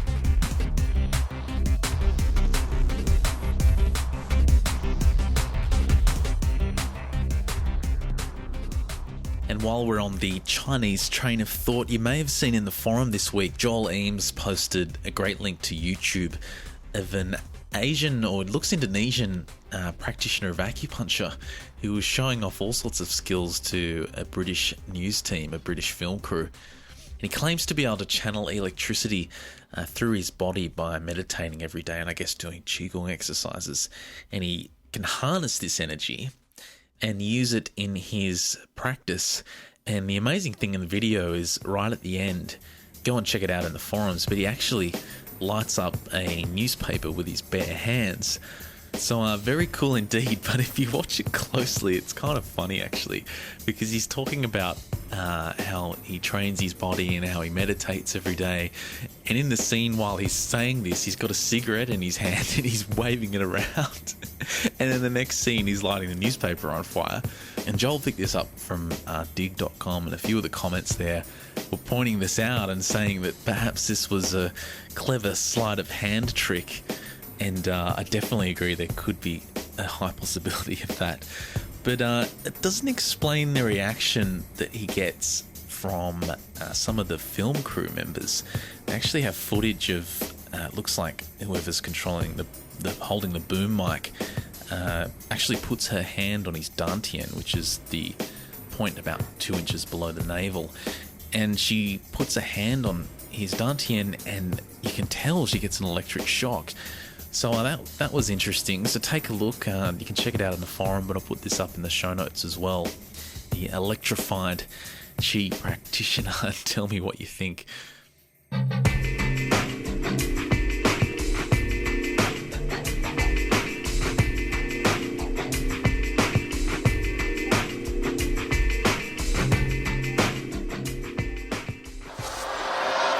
Now, for the next story we're going to cover, I have to give you a bit of a warning here. It's pretty gruesome and it may make you feel ill, as it did me when I first read it. It's called Lucid Decapitation. It's from damninteresting.com. And it's basically the speculation of, after someone's been beheaded, actually how long they're conscious after that. This is from Alan Bellows, and he writes, since the very beginnings of decapitation, there has been much speculation and debate regarding the length of time that the head can remain conscious after its removal. Many argue that a beheaded person will almost instantly lose consciousness due to a massive drop in blood pressure in the brain and/or the heavy impact of the decapitation device. But there are countless eyewitness reports in history describing a few moments of apparent awareness in the victim. And I can hear grimacing there, but stay with me. Beheading has been discontinued as a form of execution in much of the world due to the suspicion that a severed head remains conscious and able to experience pain. as there have been no recent scientific observations of human decapitation. However, studies of decapitated animals has lent some credibility to the massive number of stories regarding a head's brief consciousness after being separated from the body. Under certain circumstances, it is very possible that a head so removed may remain lucid long enough to know its fate. And this is the gross bit. In many cases, the anecdotal evidence describes blinking eyes, wandering gaze, and moving lips on a freshly amputated head. As grotesque and troubling as these movements may be to the witness, such muscular spasms are not surprising under the circumstances. And this is what I was thinking when I was reading this, is it's just twitches and reflexes in the nerves that are just causing this. But Bellows continues to say that more difficult to attribute to nerve reflexes are the stories of specific facial expressions sometimes seen on the faces of the beheaded as they died. Some were said to change expressions several times in the last few moments, ranging from pain and confusion to grief and fear. In the heyday of the guillotine during the French Revolution, it is said that many of the condemned were asked to blink for as long as possible after decapitation. While many reportedly did not blink at all, some complied for as long as 30 seconds. Still, other observations describe much more specific reactions to stimuli following beheading. And presented here is a case of Languille, a convicted murderer who was guillotined in France. He was observed by Dr. Barreau during his execution at 5:30 a.m. on June 28, 1905. And here is the doctor's observations. He then is what I was able to note immediately after the decapitation. The eyelids and lips of the guillotined man worked in irregular, rhythmic contractions for about 5 or 6 seconds. I waited for several seconds. The spasmodic movement ceased. The face relaxed, the lids half closed on the eyeballs, leaving only the whites visible, exactly as in the dying whom we have occasion to see every day in the exercise of our profession, or as in those just dead. It was then that I called out in a strong, sharp voice, "Languille!" I saw the eyelids slowly lift up, without any spasmodic contractions. Next, Languille's eyes very definitely fixed themselves on mine, and the pupils focused themselves. After several seconds, the eyelids closed again, slowly and evenly, and the head took on the same appearance as it had before I called out. It was at this point that I called out again, and once more, without any spasm, slowly the eyelids lifted, and undeniably living eyes fixed themselves on mine, with perhaps even more penetration than the first time. Then there was a further closing of the eyelids, but now less complete. I attempted the effect of a third call, and there was no further movement, and the eyes took on a glazed look which they have in the dead. I have just recounted to you with rigorous exactness what I was able to observe. The whole thing had lasted 25 to 30 seconds. So I hope you're still with me after that. That's a chilling but true account from 1905. But it's lasted 25 to 30 seconds, and if indeed that account is true, it suggests that the consciousness lingered in that man for much, much longer than science would suggest is possible. And you can check out the article if you're feeling game, because there's a few more accounts, and a recent one from 1989 of a US Army veteran, which I won't cover here, but if you go and check it out. And it's also worth noting that there were other attempts made in the late 1800s to get prisoners to cooperate, and some of them did agree to wink after execution, but ended up, it didn't happen. And so the article wraps it up by saying, can it be concluded that a separated head is capable of consciousness and awareness following the event? Not with any certainty. Further scientific observation of human decapitation is highly unlikely, so it is a question that may remain unanswered indefinitely. But there is much evidence to indicate that for some, death is not instantaneous, which probably offers a truly surreal experience for those few brief moments. It goes without saying that there are no first-hand accounts to shed further light on the subject. And after reading that one, it got me thinking about the relationship between, our souls and the physical body.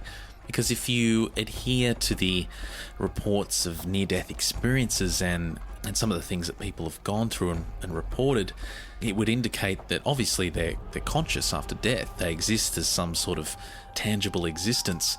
I guess that leads to question, how important is the human brain and the human body to consciousness? Or is the soul responsible for our thoughts? Head on over to sahpodcast.com and you can check out that article and also email in and let me know what you think.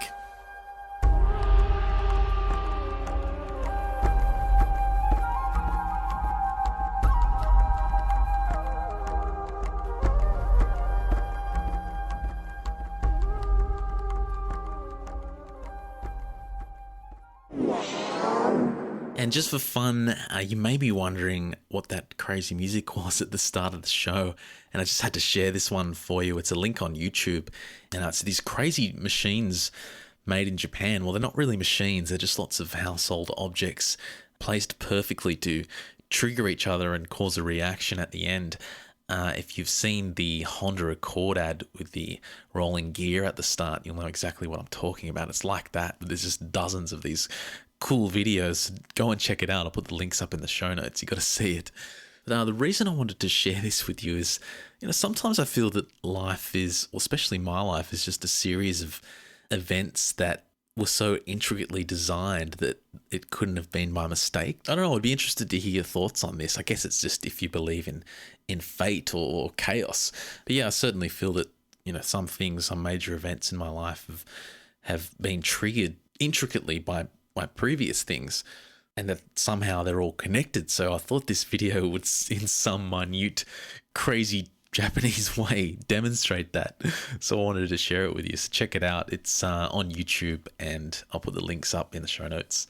Now, next up, it's time for some emails from you guys, and these get kind of spooky because whenever I cover something on the show, I get dozens and dozens of emails of people experiencing the same thing. So it's really weird, but I keep them coming in. And if you have sent me an email and I haven't gotten back to you yet, thanks for your patience. It takes me a while to get through them. But the first one is from Peter Gaffney, and it's exactly about one of those things we've been covering, the old hag experience and the shadow people. And Peter writes, I personally have frequently experienced the sleep paralysis or old hag syndrome you've discussed on the podcast. It's almost always occurred very shortly after I've gone to bed, and the setting is inevitably the bedroom I'm sleeping in, so it seems particularly real. There's always a sense of menace to these experiences, but oddly, I'm always convinced that no harm can truly befall me as long as I submit and don't panic. I don't remember ever seeing any physical entity in the room, but something picks up my body and moves me across the room. Presumably I have no ability to resist, but at the same time, I never make any conscious attempt to do so. I feel convinced that my power lies in confronting the experience with a placid, Zen-like calm, with an understanding that this, like all experiences, is ultimately an illusion. But the impulse to panic is never far away, since I have the feeling of being in the presence of something evil, or at least with a menacing attitude towards myself. Finally, I wake up in my bed for real, with my heart pounding furiously. Once awake, I've never had any doubt that what I experienced was anything more than an unusual type of dream, but when it's happening, it seems very real, and I can easily believe that this phenomenon could be the genesis of many accounts of alien abduction, as has been theorized. Thanks for sharing that one, Peter, and it got me thinking when I was reading your email. If you subscribe to the theory of near-death experiences and that your soul is something tangible and does in fact leave the body, if something is in fact interacting with you or taking you when you're unconscious and in this sleep state, does it still count as an abduction experience? Does it have to be your physical body that goes through it? It seems that you remember these experiences in really vivid detail, so I found that interesting as well, but also your Zen-like calm approach to it. I thought that was cool, so thanks again for that. And speaking of the shadow beings, I got this email from Jace, who wrote in about an experience of first seeing two figures, one larger one and one smaller one, and she said that the smaller one had red eyes, which is another reoccurring detail that we've seen before. And she describes these two dark entities in her room and running towards them, and the larger one kind of getting out of the way as she ran towards the light. And when she turned the light on, they were gone. Now she continues, the second time I saw one was in a different part of town in a condo we had bought. In the middle of the night, my boyfriend woke me up with a nudge and asked me in a whisper if I could see it. I looked around the room and was shocked to see a big one kneeling on the foot of the bed as if it were crawling onto the bed. My boyfriend asked if I could move, and I found it very difficult. Remembering my previous experience with them, I forced my very heavy arm from under the covers and found that it was suddenly much easier to move. I jumped out of the bed and turned on the lamp closest to the side of the bed I was on. The thing was gone. It hasn't happened since, so I feel confident that it won't happen again, being that it has been several years. Thanks for sending that one in, Jason. Yeah, that was terrifying, of crawling up on your bed.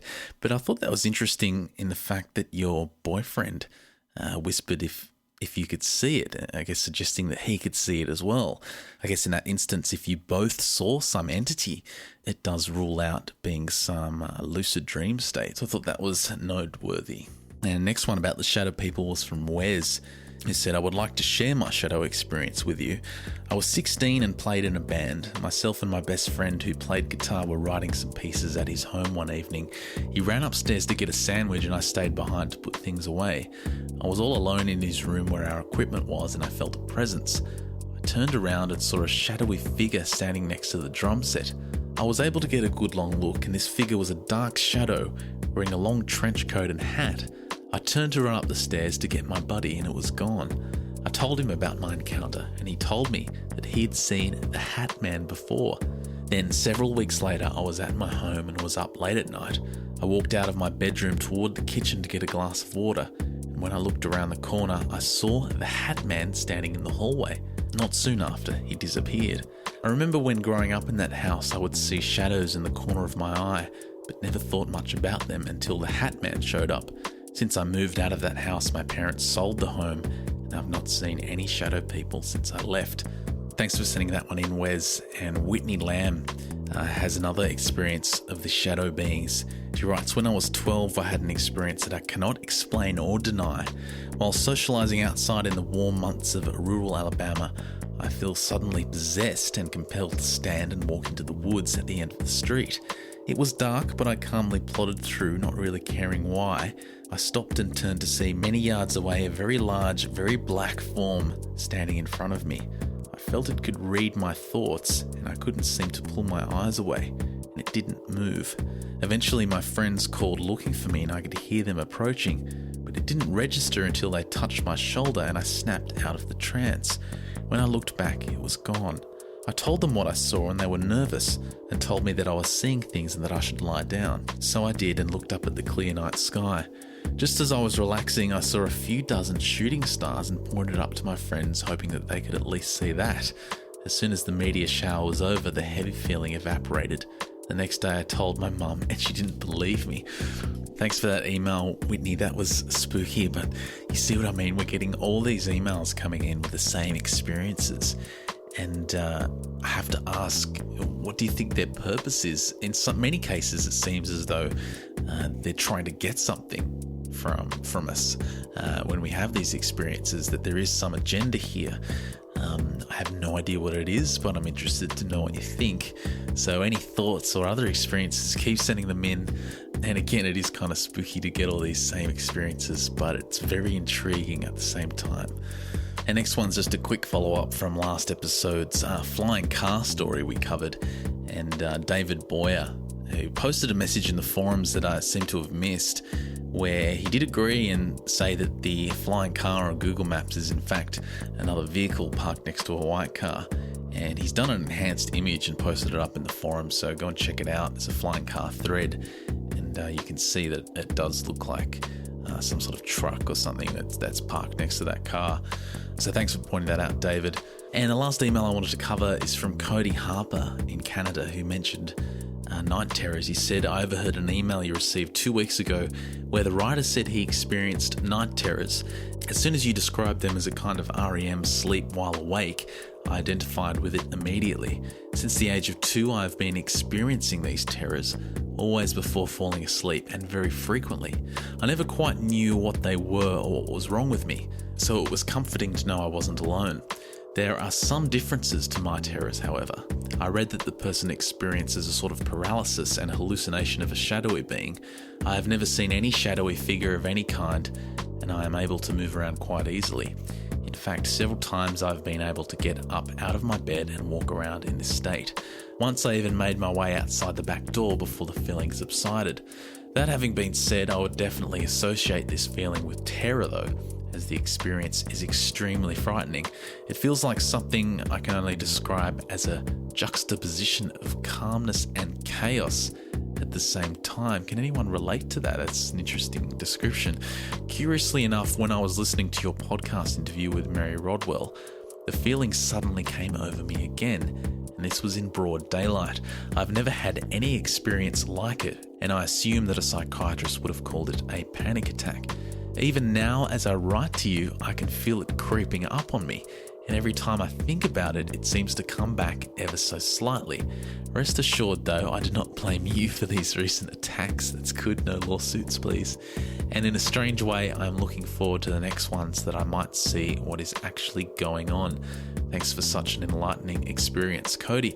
Thanks for sending that one in, Cody, and I guess that's another take on this kind of related phenomenon. I certainly did like your attitude towards it. I mean, if you're looking forward to the next one so that you can, I guess, have a learning experience and find out exactly what's going on, you know, that really shows an amazing outlook on an experience such as this. I mean, this is probably slightly unrelated, but I've read abduction reports of abductees that have had huge changes in their experiences after going through a process of eliminating the fear involved.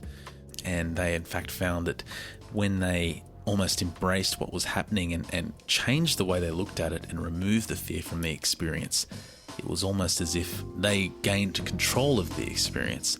And again, that relates to the shadow beings and whether they are using us as some sort of food. And of course, we've heard reports that in instances, people have felt that these beings almost feed off their fear.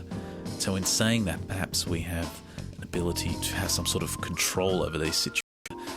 Well, that just about wraps it up for episode 29. I have to go to sleep. It's very early Wednesday morning, so once I wrap this up, most of you should get the episode on Wednesday due to the time difference, which is cool. And I've been checking the votes on Podcast Alley, and I have to say you guys have been amazing. I mentioned it once this month to vote on Podcast Alley, and everyone's gone and voted. Big thanks to everyone that's gone to Podcast Alley and pushed me up the monthly rankings. Just as I'm checking it now, Mysterious Universe is number 34, which is a record. That's awesome. If you haven't voted already, head on over to sahpodcast.com, and there's a link in the Mysterious Universe section to vote for us on Podcast Alley. And again, thanks for all the kind comments and emails coming through as well. They really do make my week. And while you're at the website, check out the Frapper map. You can post up your image and comment and let us know where you're from on the world map. And of course, in the show notes, you'll see links to all the stories, videos, and audio we've covered in this week's show. And of course, links to the artists you've heard in the order that they've appeared, which is courtesy of the PodSafe Music Network. Well, thanks again for tuning in to Mysterious Universe. I'm your host, Benjamin Grundy, on the SOH Radio Network. Thanks for holding out on a late episode. And don't forget, if you're waiting for me, which is pretty rare, you can go and check out Andy's podcast at Beyond Science Podcast. And Andy was kind enough to send in a promo for the end of the show. So stick around and have a listen to that. It's a nice little contrast to Mysterious Universe because you get to hear some interviews that cover a lot of the topics that we capture on this show. So check it out if you haven't already done so, and you will hear from me on Sunday with Mysterious Universe. Take care.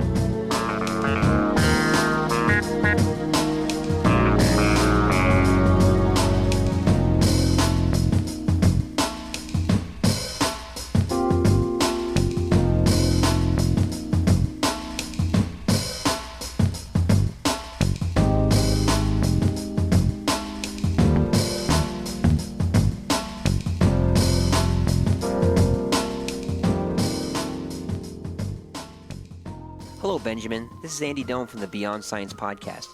I have to thank you for the big plug you gave me last week on your show. As I've told you before, I'm a huge fan of your podcast. I believe our shows to be very similar in a lot of regards, but at the same time, they're different in the way we present our content and how it's delivered. There's enough material in this realm to keep us both busy for a very long time. Consider this. In all the known universe, modern science has only begun to understand matter. That is, everything we can see and touch.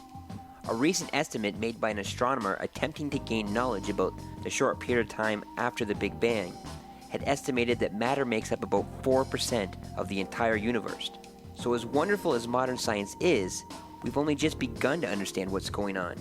As you well know, observation of unknown, unexplained phenomena happen every day here on Earth. A recent guest of my show, Mr. Lloyd Pye, illustrated just that as he brought forward what he believed was evidence of extraterrestrial influence on the genetic makeup of the human race. Here's his description of a skull that has been dubbed the Star Child. The Star Child skull is a real, true bone skull that has the parts of a human skull in it, but those parts are rearranged in a way that has really never been seen before in a human skull that anybody knows about, certainly not like any deformity, any genetic deformity.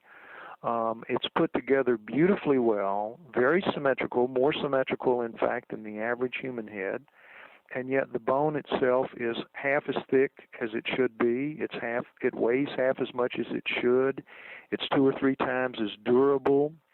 It has some inexplicable fibers woven through the matrix of the bone, which may or may not give it the extra strength. We suspect that it does, but we don't know for sure. In its cancellous holes is some reddish residue that after 900 years has no business being there, but yet it is, so we don't know what that is either. So this skull, it represents quite possibly the most compelling piece of physical evidence for outside intervention on planet Earth. I then asked him to share some of the details of the actual discovery. It was found in Mexico, about 100 miles southwest of Chihuahua, in a mine tunnel about 1930. So it was about 75 years ago. And a young girl of about 14, 15 years old was down there visiting, and she went wandering into a mine tunnel, and she found a skeleton, a human skeleton, lying on its back, and she noticed what she called a misshapen hand coming up out of the dirt beside it, and she realizes that was a grave, and so because it was in a mine tunnel, the soil wasn't compacted, so she was able to dig with her hands and expose that skeleton, and she said it was just misshapen all the way, head to toe, and she was able to recover both that skull, the skull of that being, and the human. And so that's the Star Child skull. Later on in the interview, he speculated about how the creature came to be. This all came about at the tail end of a discussion about the intervention theory, an emerging idea that states that the missing link between human and animal is a genetic modification by a highly advanced alien race. Members of my audience have speculated that the Star Child was simply a young girl who suffered from hydrocephalus and nothing more. So I've scheduled Lloyd to come back on the show and speak directly to this. I also plan to try to get more information about this superior alien race that selectively bred us humans for their own personal gain. In the meanwhile, I'd like to invite your audience to come to my website, which is BeyondSciencePodcast.com.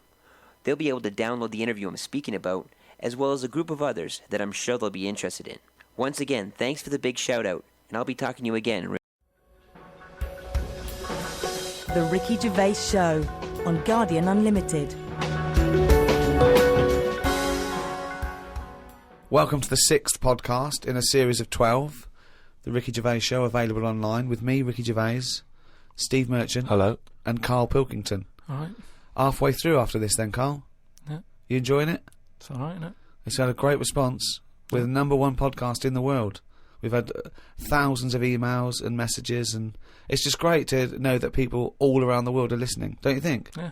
It's great, isn't it? I should just point out, Rick, that we've had a few emails, including one from Mark Pavlidis, that says that some of the people listening on the enhanced podcast, so, you know, these fancy people, super rich people who can afford that one, apparently sometimes if they try to pause the show halfway through, it sort of freezes and they've got a problem restarting it. And he's saying that apparently you should just hold down menu and select, and that'll reboot it. So I don't know if you have had that problem. Hold on, who's pausing this show halfway through? I don't understand it. I can't believe it. This is like a book that you can't put down. What have they got that is better to do with their time?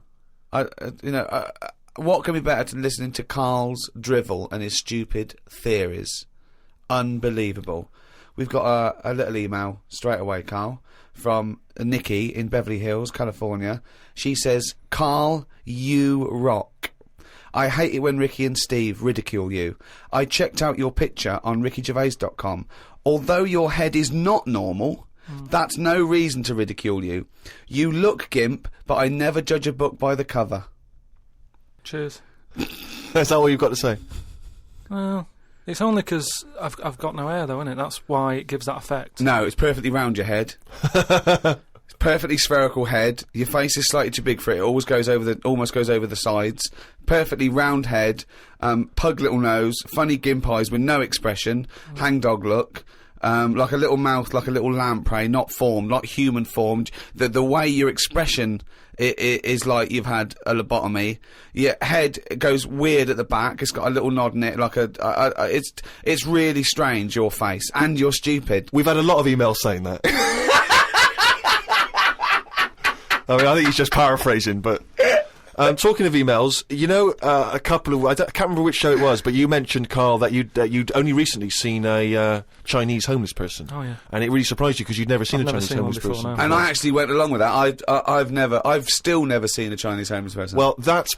Other than obviously people contributing Monkey News, the search for Chinese homeless people has been overwhelming on the email. People are just, people are actually going out looking for Chinese homeless people. Now, I can just tell you now that there's a few responses from Los Angeles, people saying there are quite a lot of Chinese homeless people over there because apparently there's a huge homeless community in Los Angeles. So definitely if you want to see them, Carl, that's the place to go.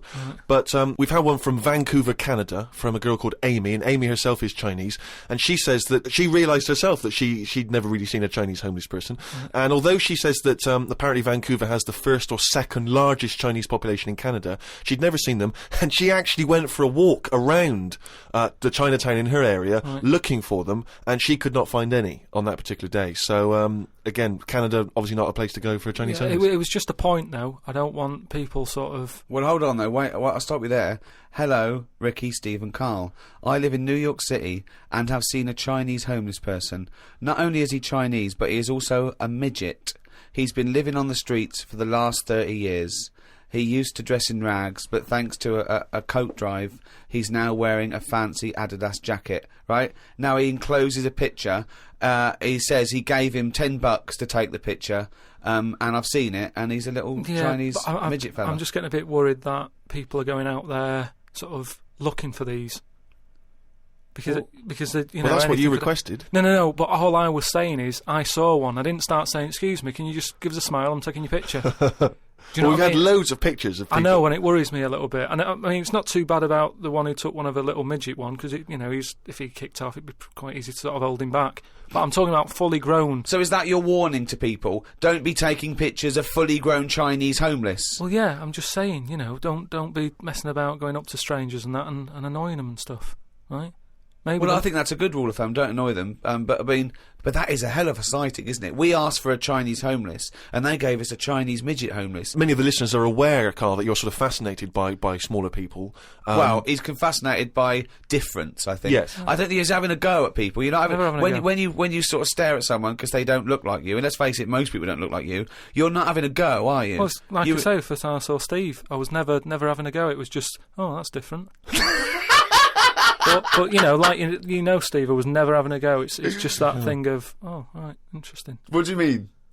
No, just I've said before about when I saw Steve and what have you. Now I've got used to it, and Steve it's the got same. used to it. What you know? Well, you know my feeling with this. I don't really know where he's coming from. But Steve knows I'm not having a go either. Yeah. Carl used to carry around a book that was called the Top 50 Freaks of All Time. Well, it's interesting you should mention that because we actually had an email from Richie who says that he's radio shows we've done in the past and things. And he says, of all the people you've discussed, Carl, in the past, including some of the people from your kind of odd magazines, who would you most like to spend the day with, of all those people that you've encountered? Favourite of all? Well, certainly who you would want to spend time with, who you feel would be the most fascinating, the most interesting.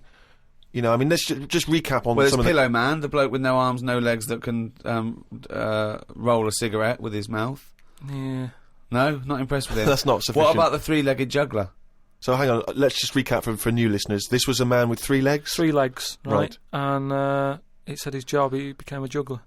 Okay. Not using the gift that he'd been given. What you suggest? Anything. Running, swimmer. Just, Yeah. But yeah, what are the others? What are the other ones? There was a picture of a gentleman, you were fascinated by him, he used to play the piano. Oh, he's got a tiny head, hasn't he? Yeah, that's the one who, he sort of ages fast. Right. So, like, every other week he's having a birthday and stuff. And, yeah, that was weird. He's not having a birthday every other week. His body's just aged, so it has the appearance. His biology is sort of like he's 70, but he's only like 15. They don't have a birthday every week. You idiot. But yeah, I don't know about knocking about with one at a long time though. That's only for a day. Yeah. Suppose it depends what I'm up to. Because if we're going out and about, the Pillow Man would just be a bit of a drag. Whereas if you're going for a walk across, the 3-legged guy, ideal. So yeah. The Ricky Gervais Show on Guardian Unlimited. Lots and lots of people emailing just with questions for Carl. People just want to get his opinion on stuff. So if you have questions for Carl, keep them coming in. podcast@rickygervais.com. We can't really reply to your emails, but we do read them, so we really appreciate them coming in. Just a couple of quick ones for you, Carl. Wendy says, if Carl had to eat the same dinner every day for the rest of his life, what would he eat? She mentioned this because she was having Christmas dinner and it was a big, she loves Christmas dinner. It's the trouble with Christmas dinner. I mean, the roast dinner is the king of dinners and the Christmas dinner is the king of roast dinners. Yes. But you can't have one every day. No, it's absurd. But it's brilliant. We have 3 meats in our house. It's unbelievable. The amount of meats is just amazing. It's just a plate of meat. It's just meat. With one Brussels sprout, one token Brussels sprout and the gravy. Oh. You see, it depends, doesn't it? I mainly eat just so I keep going. I'm not that bothered about... Because I don't really taste it anyway, I just shove it down. You're like a... What, you're like a horse? But at what point did it become important that things were sort of, seasoned or garnished to go with it and stuff? At the end of the day, we're all eating, aren't we? So you can move about and that and you've got energy. Well, we need to know what we're tasting, don't we? Because we need to have certain things. We need sugar, we need salt... so we need to know what they taste like to know we're getting them. No, but your body now we've craves got them. chefs, so leave that up to them to make sure we're getting I thought you were salt. talking about an evolutionary standpoint and how it evolved. Not there was a little Do you chef. think that's likely? No, but leave it for them to make sure we're getting safe food. I mean, to be honest, it annoys me the way people worry about food now and how there's so much to choose from. I think it's got out of hand. I'll watch... Any form of choice really worries you, doesn't it? No, you don't like choice. No, choice is good, but not too much. It's like with anything now, if you go into a toffee shop, there's like loads of different... Where are you going to find a toffee shop? You're in a fairy tale. Yeah. You're in a Dickens tale in the 19th century. You're in Shrek. And you go into a toffee shop. What's your point? You go into a toffee shop. What I'm saying, you go into a shop full of toffees. You've just come from the candlestick maker. Right? You go in there and there's just too much choice. It's like, what? And I can stand there up to like 4 minutes, sort of going... Up to 4 minutes? So specific. 4 minutes. So he's in a toffee shop in a top hat. Well, he's only got 4 minutes. He's only got 4 minutes because you've got to get down to the pea green boat that he's sailing off in. No, good morrow. Well, forget the toffees. Can I have some of your finest Oxfordshire toffees? So you'd prefer it was just one selection of toffee, that's all they've got? Well, maybe 2. What I'm saying is, right, there's now too much choice. Whenever you get a menu in a restaurant, it's not like you don't just go, oh, right, what is there? Yeah, I'll have that. There's too much. It's like a book now, isn't it? And you look at it all. And then you've got to that point now that people are even taking a risk when they're eating. What do you mean? in Japan or China or something, they're eating that fish that if it's not cooked right, it can kill you, right? Yeah. Not worth the risk when there's so many other fish. Yeah, I agree. Why have mackerel, have a bit of cod or whatever. Yeah, as soon as there's a risk, take it off. Take it off I the agree. Menu. I totally agree. Not worth it. We've got a fish that might or might not kill you. Well, is there anything that definitely won't kill you? Yeah, but a chicken won't kill you. I'll play safe then. I love that. I love that. I love the chicken. That's what I'm saying. The Ricky Gervais Show on Guardian Unlimited. But anyway, we were talking about sayings and that. Right? Stitching time saves 9. Don't. I'm never going to use that. I don't think anyway. Okay. Suzanne. You're never going to understand it fully, are you? Suzanne repairs me stuff anyway. It doesn't really matter. But what about the one? About the one in greenhouses and that? People who live in glass houses shouldn't throw stones. Yeah. What? Does that confuse you? You've never understood that one? No, that's a lot clearer, isn't it? It's sort of saying, don't be chucking stuff about if you're surrounded by glass and what have you. Yeah, but don't forget, it's an analogy, it's a metaphor, it's not to be taken literally. It's not really just talking to people who live in glass houses. It's saying... hang on, sorry, before you say that, Rick, I'm intrigued to know if he's fully got to grips with this. Okay. Just give us your explanation again of what you'd take that to mean. Well, just don't be chucking stuff about, really. So, well, if that was it, they just say that. No, but that saying's been around a lot longer than we think. That's when people probably did live in basic glass houses and stuff. No, what they mean now. Who has ever lived in a glass house? So cavemen went from rock to a nice crystal structure, did they? What are you talking about? When did people live in glass houses? What they mean now, when that saying's used now, they mean sort of, plasma tellies, ornaments. No, they don't. They're saying don't chuck stuff about because you'll break it. No, it's not about damaging your own property. They don't mean you're inside the glass house throwing rocks inside your own glass house. It's a metaphor. It means don't be having a go at people if you yourself have got more to lose. Do you know what I mean? It means it could be anything. Don't start a war where you could come off bad as well. It's about how fragile your situation is. If you live in a glass house, metaphorically, don't throw stones at someone else, because when he throws it back at you, your house is more easily damaged than his. Again, metaphorically. It doesn't mean that if you're living in a glass house or in a house with other precious objects, you don't, in your own home, throw bricks about. Because that would be a very specific audience that I was trying to reach, that phrase. I mean, let's be honest, what kind of a mental case? Do you know what? I think we've got the crux to this, right? I think I can answer. Right. Carl, what is an analogy? It's sort of like a little story told quickly. Isn't it? It's a little story told quickly. To what end? Well, it depends what the story is. Okay. Give me an analogy. Well, for me, I thought a one with the greenhouse. Yeah. Right? It's a greenhouse. Before it was just a glass house. Yeah. All right, then a glass house. Okay. Right. What I mean is that glass house is metaphorical.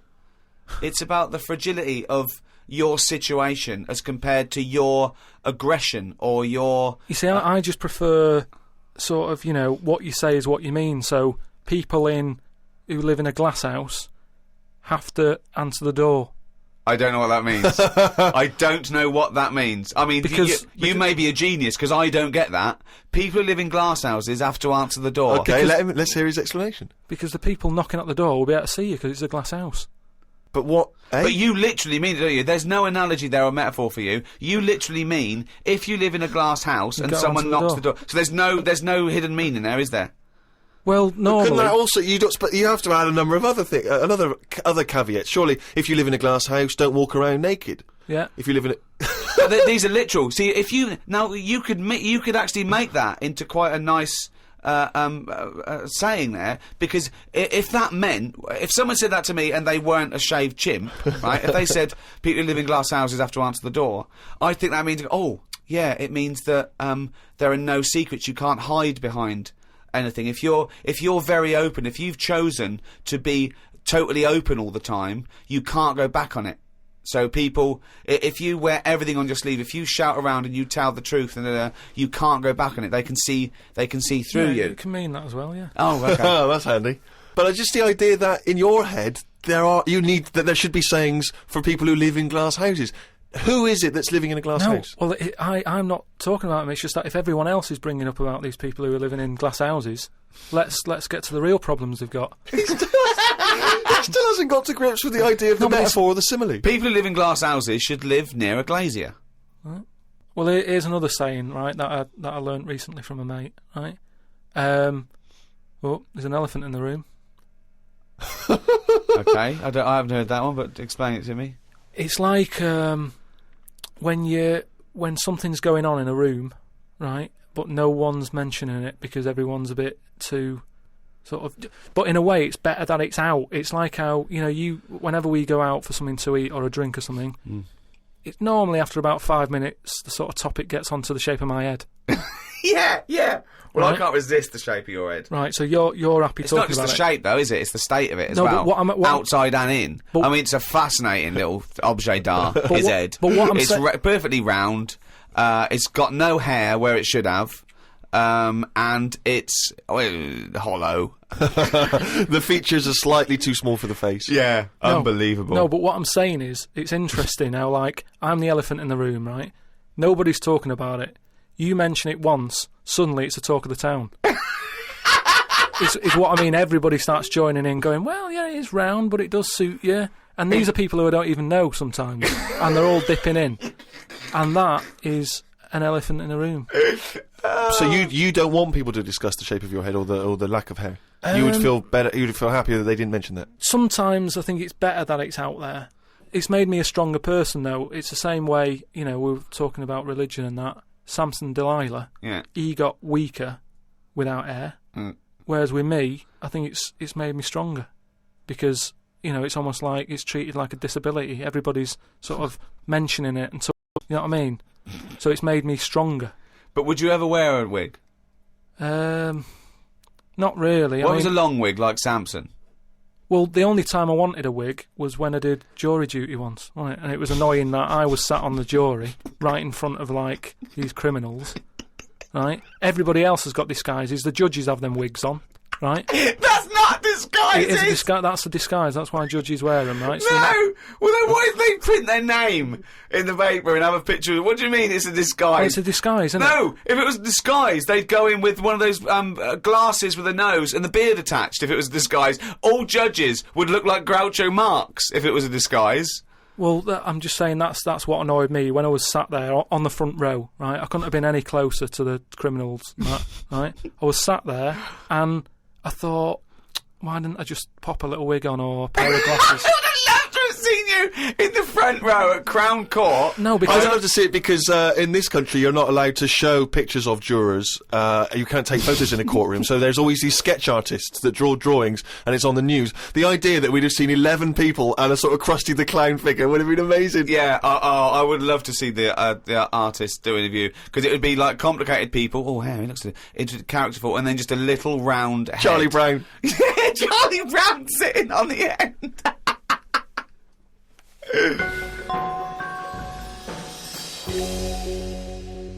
Carl, you said that your New Year's resolution was that you were going to learn something every day. Yeah, have you learned anything today? If I can. Today, like, I don't know the full facts of it, but... Could I just say that when someone says they learn something new every day, that doesn't count if they forget it the next day. No, because that would be Groundhog Day learning. Well, the thing I learnt today was about an octopus. Oh, Go on. What they can do is, they've got 8 legs and that. Yeah. They Tentacles. can use 6 of them legs to cover their head, so they look like a little stone. And use the other 2 to run off. Right? But that's he's thinking of Squiddly Diddly. Yeah, it's a Disney image in his head, isn't it? He's thinking They're of pink. But anyway, that's So that's it's not the Pink main singing thing. a song in your mind and running off, yeah. No, but anyway, but something else I learnt, right? It's mainly about animals and that, because that's normally quite interesting. Yeah. There's a chicken somewhere. Oh, yeah. And specific. And the owner of it was getting fed up because, he had to feed it and that. But it embellishment, wasn't, guesswork. No, come on, let's hear it. It wasn't giving anything back. No eggs. No eggs, right? So he was like, I'm sick of this. Anyway, someone told him, pop a little axe next to its little house, right? So when it comes out in the morning, thinking, oh, I'll have another lazy day doing nothing, right? He saw this axe, and suddenly it was like, oh, right?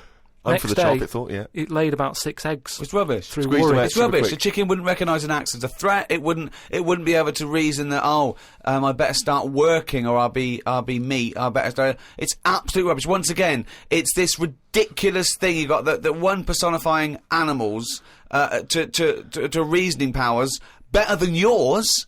I mean, I think, you make chickens and monkeys cleverer than you in your stories, which is weird, okay? It didn't happen and wouldn't work. Next! What else haven't you learnt today? No, well, as always, things like that always get me thinking. What else haven't you learnt today, No, hang on, his mind's working now. This apparently has got his mind working. So that's rubbish. Well, do you think, then, that it's worth looking after animals, then, if there isn't any memory? If they don't know what's happening anyway... You're always going on about don't be cruel to things. Yeah, why would you be cruel? There's one thing about imagining chickens can reason, and because they can't, being cruel to them. Why does it matter whether an animal can reason or not for you not to be cruel to it? The reason I don't like blood sports isn't the fact that there's a fox missing. It's the psychology of the people that get off on seeing an animal ripped to pieces. They wouldn't like it if it was a robot. They wouldn't care. For some reason, in their psychology, they like this sport. Why does it have to be a sport? They're not culling. They're not putting things down for a good... They like to see this fox ripped apart or a bull tortured for their own pleasure. That's why it shouldn't do. Why would you ever want to be cruel to an animal, whether it can reason or not? No. I mean, I don't mean really cruel, but I mean like there's an advert on that's on in the in Britain, advertising some supermarket, right? And it's saying, we look at before we kill our chickens and what have you. They have a great life. This is like the voiceover, and you see a happy chicken. Yeah. And it's going, we give it a good little house to live in. It's got straw. Yeah. It eats good. Yeah. And then we kill it. Right? Yes, but that's better, isn't it? Well, no, I don't think it is, though, is it? Because at the end of the day, if I was that chicken, right, I'm that chicken, loving my life. I can't believe me luck, right? Well, we'd be pleased, because at least he'd be able to do the show, and we'd have some interesting conversations. Yeah. So there it is, right, wandering about. It's got its nice little field that it's working on. Yeah. It's got its nice food and everything. But it's going to die. Yeah, we're all going to die. But then, if you were like a rubbish chicken that had like a rubbish life, you'd be going, "Oh, kill me." Carl, they're not thinking what's going to happen tomorrow. They don't know that they're going to get for the chop, are they? A chicken's not going, I'm fed up with this. I can't wait for that axe to be used on my neck. Yeah. Well, that's another. Now you've mentioned the cutting off of an head, right? Yeah. On the chicken. That's something else I've learned, right? It's like a pinball, is mine. Amazing. Isn't it? Ding dong, bong, dang, ding, ding, ding, ding, oh, Ed, ding, ding, chicken, ding, ding, ding. For whatever reason, right? You've done something wrong, right? And the question that everybody used to talk about in the village was, I made eye contact with it, right? And it was a bit worrying because he was looking at me and he looked fed up and that. Right? No, he's dead. So they've put a bit of work into this, and they've done it again somewhere, right? And they've worked out that when the head comes off the body, it stays alive and that for 30 seconds. Well, no, they don't know that. They can never know that. No, they did it. They did this experiment. What's alive? What's head. alive? But there's loads of issues here. One, no one's experimenting with human beings cutting their head off, Carl. Well, two, no. Sorry, you read this in what? Executioners Monthly? This is in no, a two, proper... Carl, it's what your definition of alive is. Because you can be alive and have no conscience. No, but this is where it gets weird, right? Yeah, this is where it gets weird. You talking about it. So the head's off, right? Yeah. And what they did was they chucked a load of questions at it. All sanctioned by the government. Yeah, this is all fine. So the head lands perfectly on the neck and goes, what do you want to know? It said... So they're asking questions and it's going, do you know what? To be quite honest, I don't answer your question. I'm a little bit annoyed about the execution still. Well, that was the interesting thing. They said it's about... No, it's not. It didn't happen, Carl. Let me hear it. Oh, don't talk Let shit. me hear it. What are you talking about? Who these people around in white coats going, quick, ask it a question. It's bleeding. Right. So they said for about 25 to 30 seconds. The last 5 seconds, it is sort of like, can't be bothered answering them.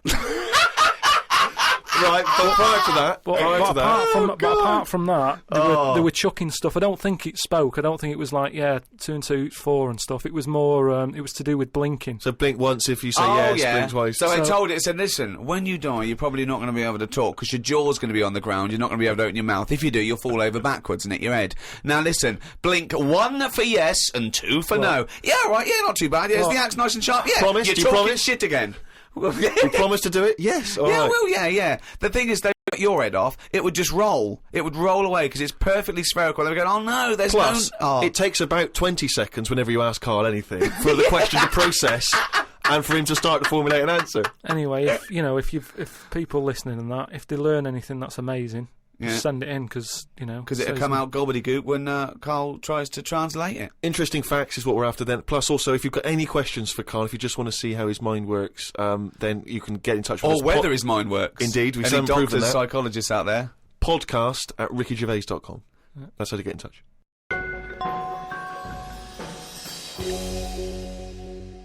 Carl, it's what we've all been waiting for. Oh, chimpanzee that monkey news. Right, well, this one sent in from Sam in New York, right? And it's about a fire that happened, right? In a really, do you know, like in New York, they have loads of big buildings, don't they? Yeah. Right, really, really tall ones. Skyscrapers. And stuff. Yeah. And there was a fire. So they did as expected. They called up, fire brigade and that. They turned up, right? Fire engine parked up. It's like, right, where's the fire? And they said, oh, it's on like floor 100 or whatever. And they said, oh no, we've brought the fire engine with the short ladders. Stupid mistake, but go on. Right. So anyway, so the fire's going and that, and they're saying, is there anyone in there? They go, I don't know, there might be someone up there, but the telecom's not working and stuff. Who do you think might be up there, Rick? I don't know.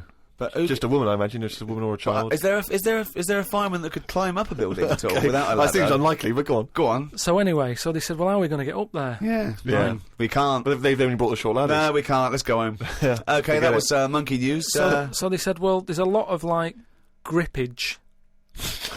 Because they made up words. The firemen, the NYPD firemen. There's a lot of grippage on the side of the building and stuff. So anyway, they said, why don't we just go and get a monkey, right?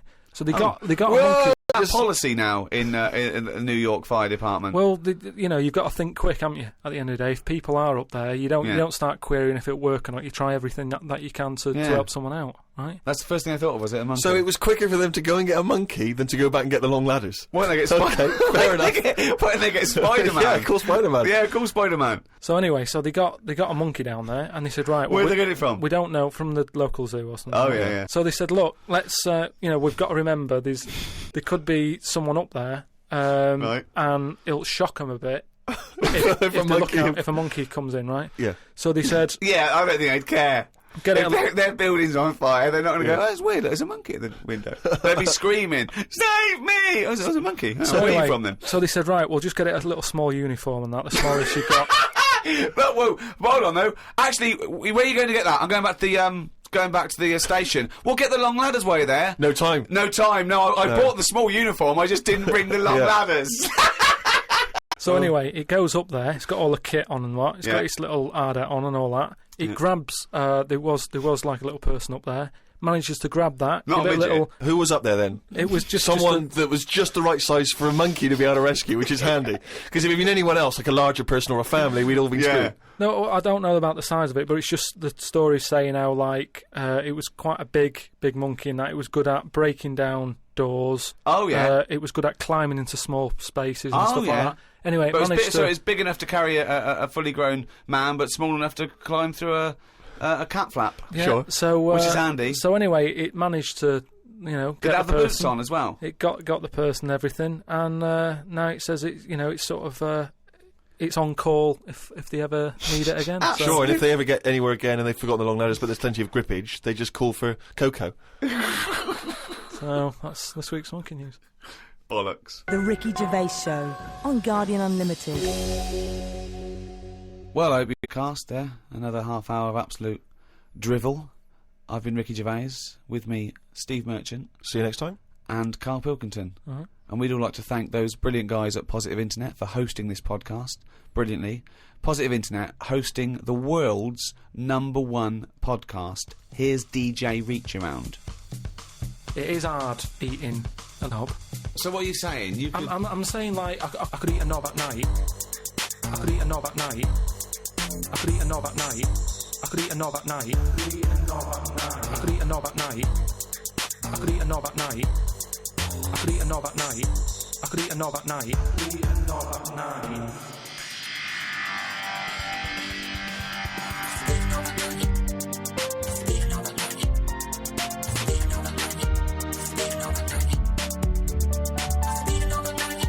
I could eat a knob at night. I could eat a knob at night. I could eat a knob at night. I could eat a knob at night. I could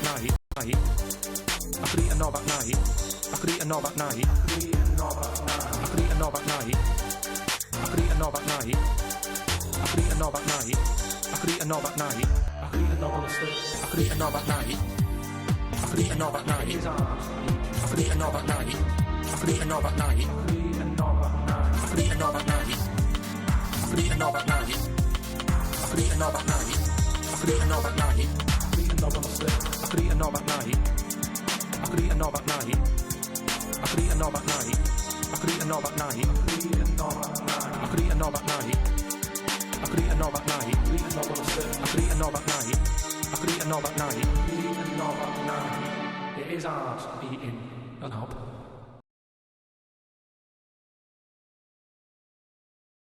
This audio program is presented by Audible.com. Audible. Audio that speaks to you wherever you are.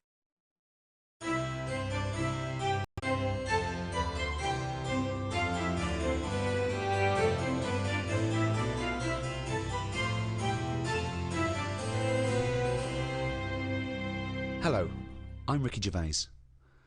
Philosophy is the science which considers truth.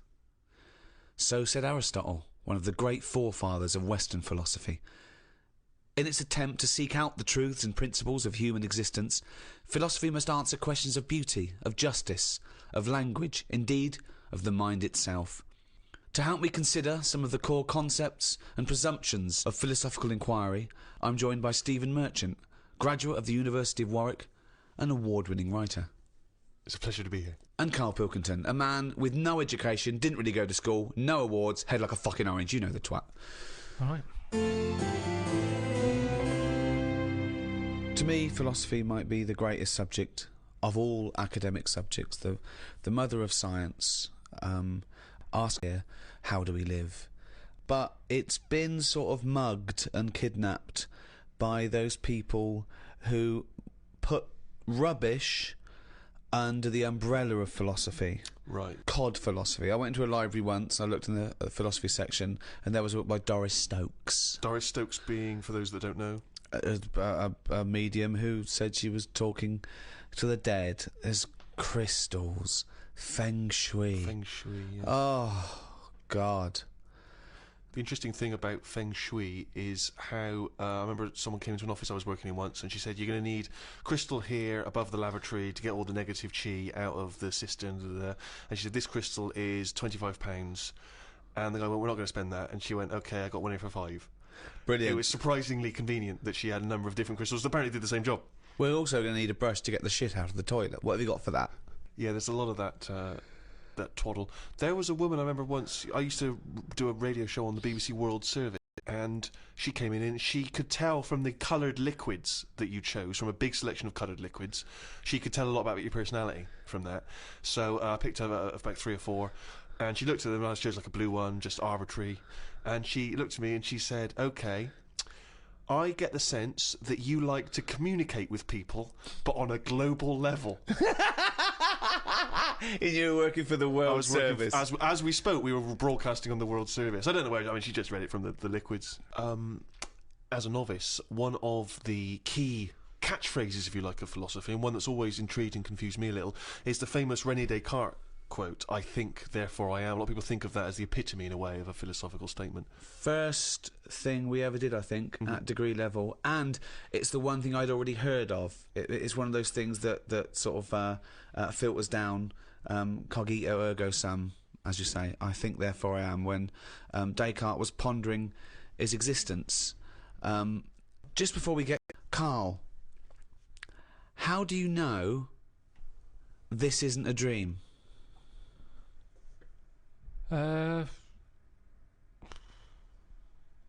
Just because I haven't been sleeping that well. No, but you could still be dreaming, couldn't you? Because this could be a dream that you haven't been sleeping lately. You could be dreaming the last few nights you haven't been sleeping. In dreams, they're different. Like, I mean, like I say, I don't have that many of them because I don't sleep that well. But when I do have one, there's something different and vivid about it. Now, if I was dreaming all this, I reckon my boiler would have been fixed ages ago. I don't think anyone has a dream that goes on for that amount of time. Well, it could be a nightmare, but the presumption... But I think you're also presuming that the dream that you could be dreaming needs to be exactly the same as the dreams you think of when you're dreaming. My point is, there's no way of you knowing that us is real, and that it's not actually the imaginings of another Carl somewhere else. There are actually no clues, Carl. There are actually no clues now that this is the real thing. Well, most of the time, it's 1 minute I'm awake, next minute I'm asleep, then I'm awake again. Yeah. Sleep's just... You know the bit between you being awake and awake again? That's called a sleep. Yeah. Now, do you ever think things while you're asleep? Vivid things. It's that bit between the awake and awake I want to look at. I told you about one ages ago where... Go on. Where you burst in and I was on the toilet. I never had this dream. The one that it was like everyone was German and it was at some gig or something, and you opened the door and everyone was looking and laughing at me, and I'm sat on the toilet, and you sort of said, "Oh, that's probably because you're uncomfortable with fame being put on the limelight." Yeah, like that you might be. Possibly. Yeah, but that's one dream that could be true. But exactly. Or there is a likelihood. I am always on edge when I use the toilet here. Yeah, I kind of think, is he busy at the moment? You have to wait till he's on the phone to go for a piss. I have to sit there holding the lock. Yeah. It's a weird thing it isn't to do. normal. It's not normal. But there's an example of a dream. But I think what you're failing to grasp is not so much the mechanics of whether this is a dream, but that you cannot know the truth of what you're experiencing. You cannot know that this is reality. It's a question about reality. So how do we know what reality is? What reality is and what we like about reality. Robert Nozick did this thing that if you could go into a flotation tank and you led a whole virtual life and it was the best life possible, you did exactly what you've always wanted. You became the person you wanted to be. You did the best things you could ever dream of doing, and you literally couldn't tell the difference. So it was your life, okay? And you lived your biological life out in that tank and died at 80 and had the best person could ever have. You could pre-program it. Would you get into that tank knowing what you know now, knowing that you would have the best life ever, with no heartache, no upset, no loved ones dying? So what's happening when I'm sort of having a packet of munchies? Am I having them, or are they imaginary? They're imaginary, but you can't tell the difference. It's the best packet of munchies you've ever had. I love the fact that you went into the flotation tank, and your one proviso was, "Are munchies as good?" Yeah. No, I'm just taking it back to basics. That is right. Basics. You've got to pre-program your life. That's where you'd start, is it? Munchies must always taste magnificent. Well, it's just if you can still enjoy the basic things in life, then that's when you can't go wrong. You do. You enjoy them. It's the life you'd ever want to live, and you're living it. Bit dangerous. Sorry, bit dangerous. Why? Go on. Why? Just I don't know, because sometimes I think things don't happen for the best. Sometimes you can sort of think, "Oh, I'll enjoy that if that happens," and then it doesn't happen, and you've had time to think about. But this is perfect. No, this is built in. Because whatever happens is for the best. So not only when you're in this flotation tank are you enjoying yourself, that things just keep getting better or staying as good. You never have a bad day? You never have a bad day. But how long would that last for before you go and fed up with this? Well, why would you get fed up with it? Because you do something else. It's the perfect life. Bear in mind, you're not aware that you're in the flotation tank. You've made that deal, but then once you're in there, you don't know. You're not aware of being in the flotation tank. You're living your life and it's perfect. You're happy. Well, we don't know how you would be happy. Well, you just have munchies every day and. Well, yeah, you'd get in it then. You'd get in it if you don't know you've got in this tank. If I somehow go to bed at night, someone injects me in the head, and then they go, right, stick him in the tank now, and then I wake up, packet of munchies there, sun's out, Suzanne goes, oh, it's a nice day, we'll go and do something nice. And I go, yeah, I'm meant to be at work today. Right. Go, all right, let's go out then. Now, what's interesting there is that within this scenario, I gave you any life, you could do anything, and you chose the exact life you've got now, except Suzanne's got a day off. Now, I both love that. Well, I was a bit suspicious, though, that she's just taking a day off. No, wait, it's not happening now. It's not really happening. You could do anything you like. But I like the fact now you're even questioning it and you're not in the tank, and why has Suzanne got a day off, right? Now, I love that, because that suggests to me that you're a nice, happy, satisfied, whatever you want to do it, contented person who's got the perfect life. However, it's almost like you haven't fully understood the possibilities. For example, you wake up, there's the munchies, sunny day, Suzanne's not at work. You go, why aren't you at work? Oh, she goes to you, hold on though, why are you flying? And you go, I just can. But you hadn't even thought that maybe you could fly or swim or hold your breath. You just could have some munchies for breakfast. Hang on a minute, this is day one. Oh, okay. When you go on holiday, yeah, like I said before, you don't turn up and go, right, it's 1 o'clock, jet ski for half an hour, 40 minutes after that, let's have a nice roti, and, try a little cocktail. And what do you do? What do you do when you arrive there? Well, you get there. Yeah. The fella takes your case to the room. Right. You have that panic of, am I going to give him too much money? I don't know the currency well enough yet. I don't know how much More things information are. than we asked for. No. And the most mundane scenario I've ever heard. No, but this is what happens in real life. Yeah. Right, okay. So you have that scenario. You go, right, where's my shorts? You get them on. You go out and have a wander. In the case, you have a wander round to know where everything is. The Car shop, park you did the once. shop, how close the beach is. Yeah. Is it busy? Yeah. Okay, you're just telling us what happens when you go on holiday. What's your point? Okay. Because you don't want fun all in one go. You want to build to it, because that's sometimes part of it.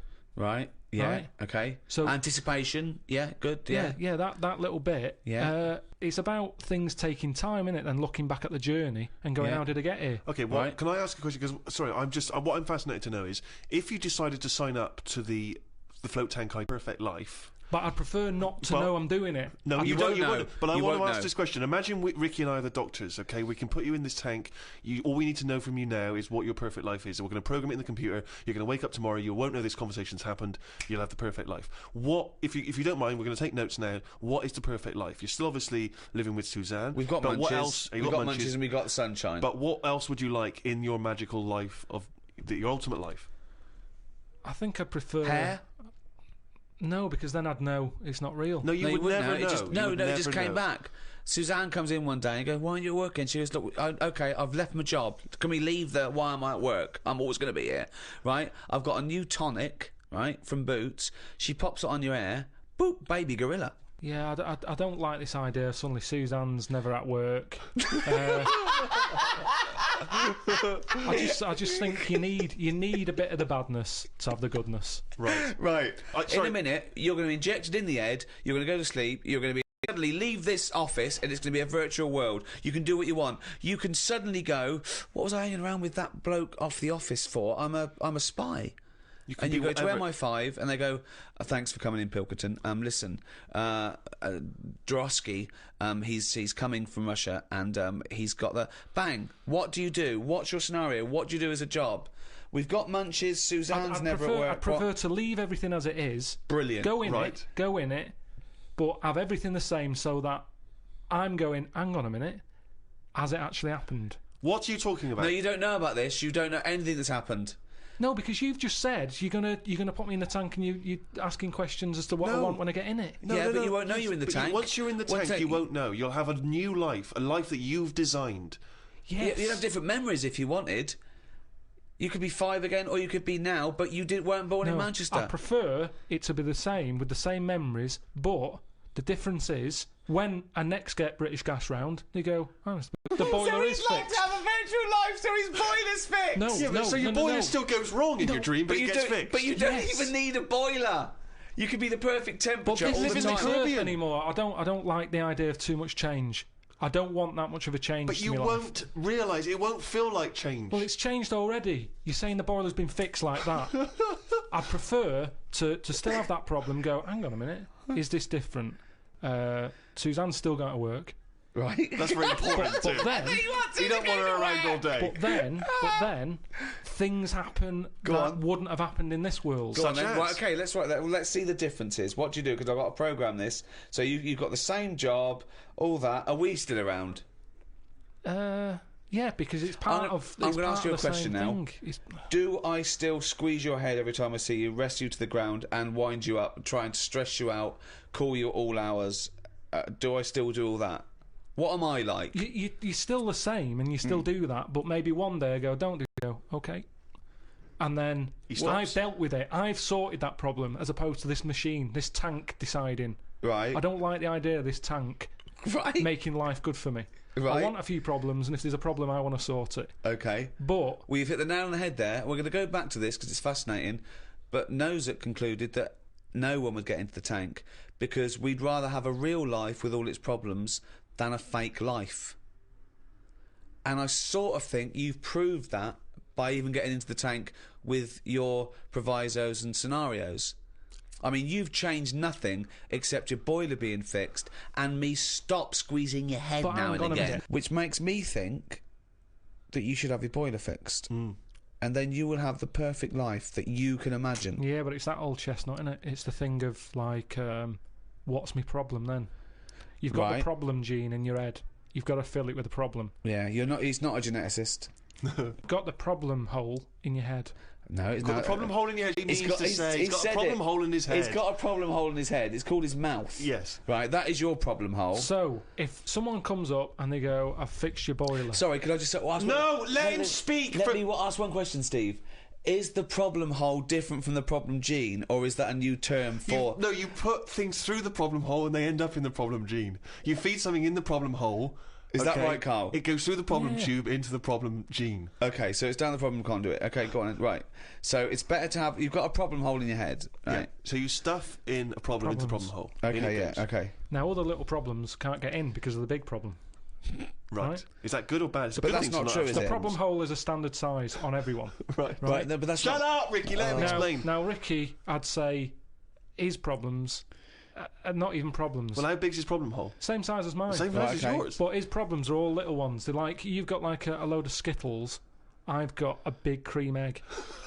Right, but why... Shut up! Let him speak. He's just expanding on his idea. What problem that's so big compared to my little Skittles? Loads of problems. You get stressed out about things that I'm like, what's up with you? You get annoyed easily with stuff. People chewing loudly. Or someone breathing loudly. Or someone coughing.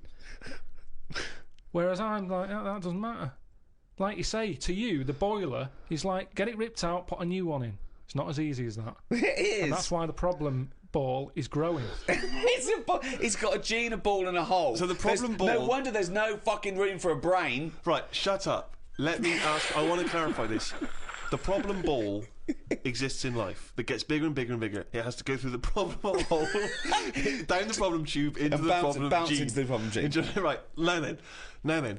So you've got the problem ball. Everyone's problem hole is the same size. Okay. But some people's problems are smaller, so they can slip straight into the problem hole. I've got a question, Stephen. Wait. And listen, has anyone got a pair of problem balls? Or is it always just... Because ladies have a pair of problem balls? No, because Hitler had one...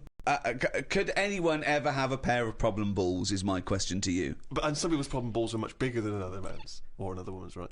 Yeah, Right. depending on the problem. So you could have you could have a pair of problem balls and one problem hole.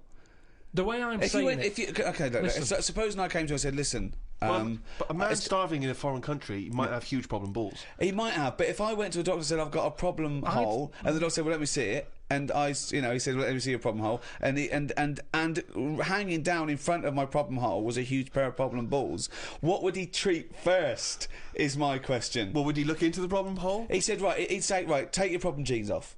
Right, I want to see your problem hole clearly. But he would put his hand or his finger into the problem hole to try and remove the problem ball, wouldn't he? He could feel the problem balls, but he'd have to insert his finger into the problem hole, wouldn't he? Right. Okay, so Carl, go on then. I'll just get in a tank.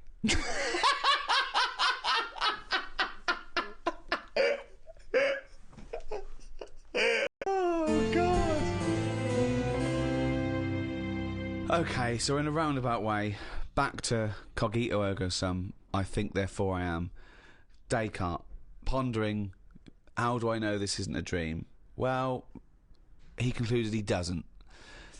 When he took it further to how do I know I even exist, he quite rightly concluded that, well, if I'm even pondering this question, I must exist. Whatever I am, wherever I am, the fact that I'm questioning, introspecting, thinking at all, I think, therefore I am. Because I'm even thinking, at least I know one thing, that I exist. That's all he said, Carl. I don't understand why he had so much time on his hands to be worrying about this. At the end of the day, get on with it. You're not doing shit all, Carl. So why are you so annoyed at other people who aren't doing anything? You're going out in the morning, you're staring at worms, at bugs, you're staring at the sky, You're wondering why writing it hasn't fallen books on your that head. you're making up. You're making... What do you mean making it What up? is it that you're doing? One of the chapters in your book about travel was Australia. I've never been there myself. Forget it then. Throw it away.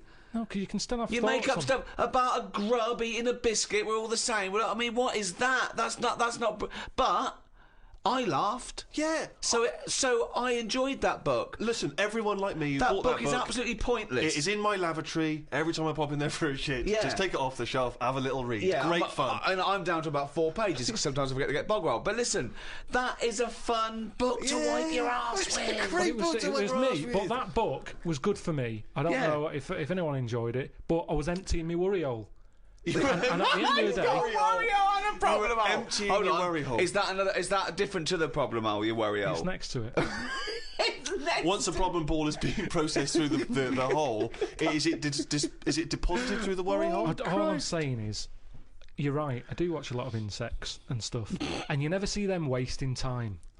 They're all doing something somewhere. Sometimes I watch it and it goes somewhere and comes back again. You think, does it know what it's doing? But at least it's trying.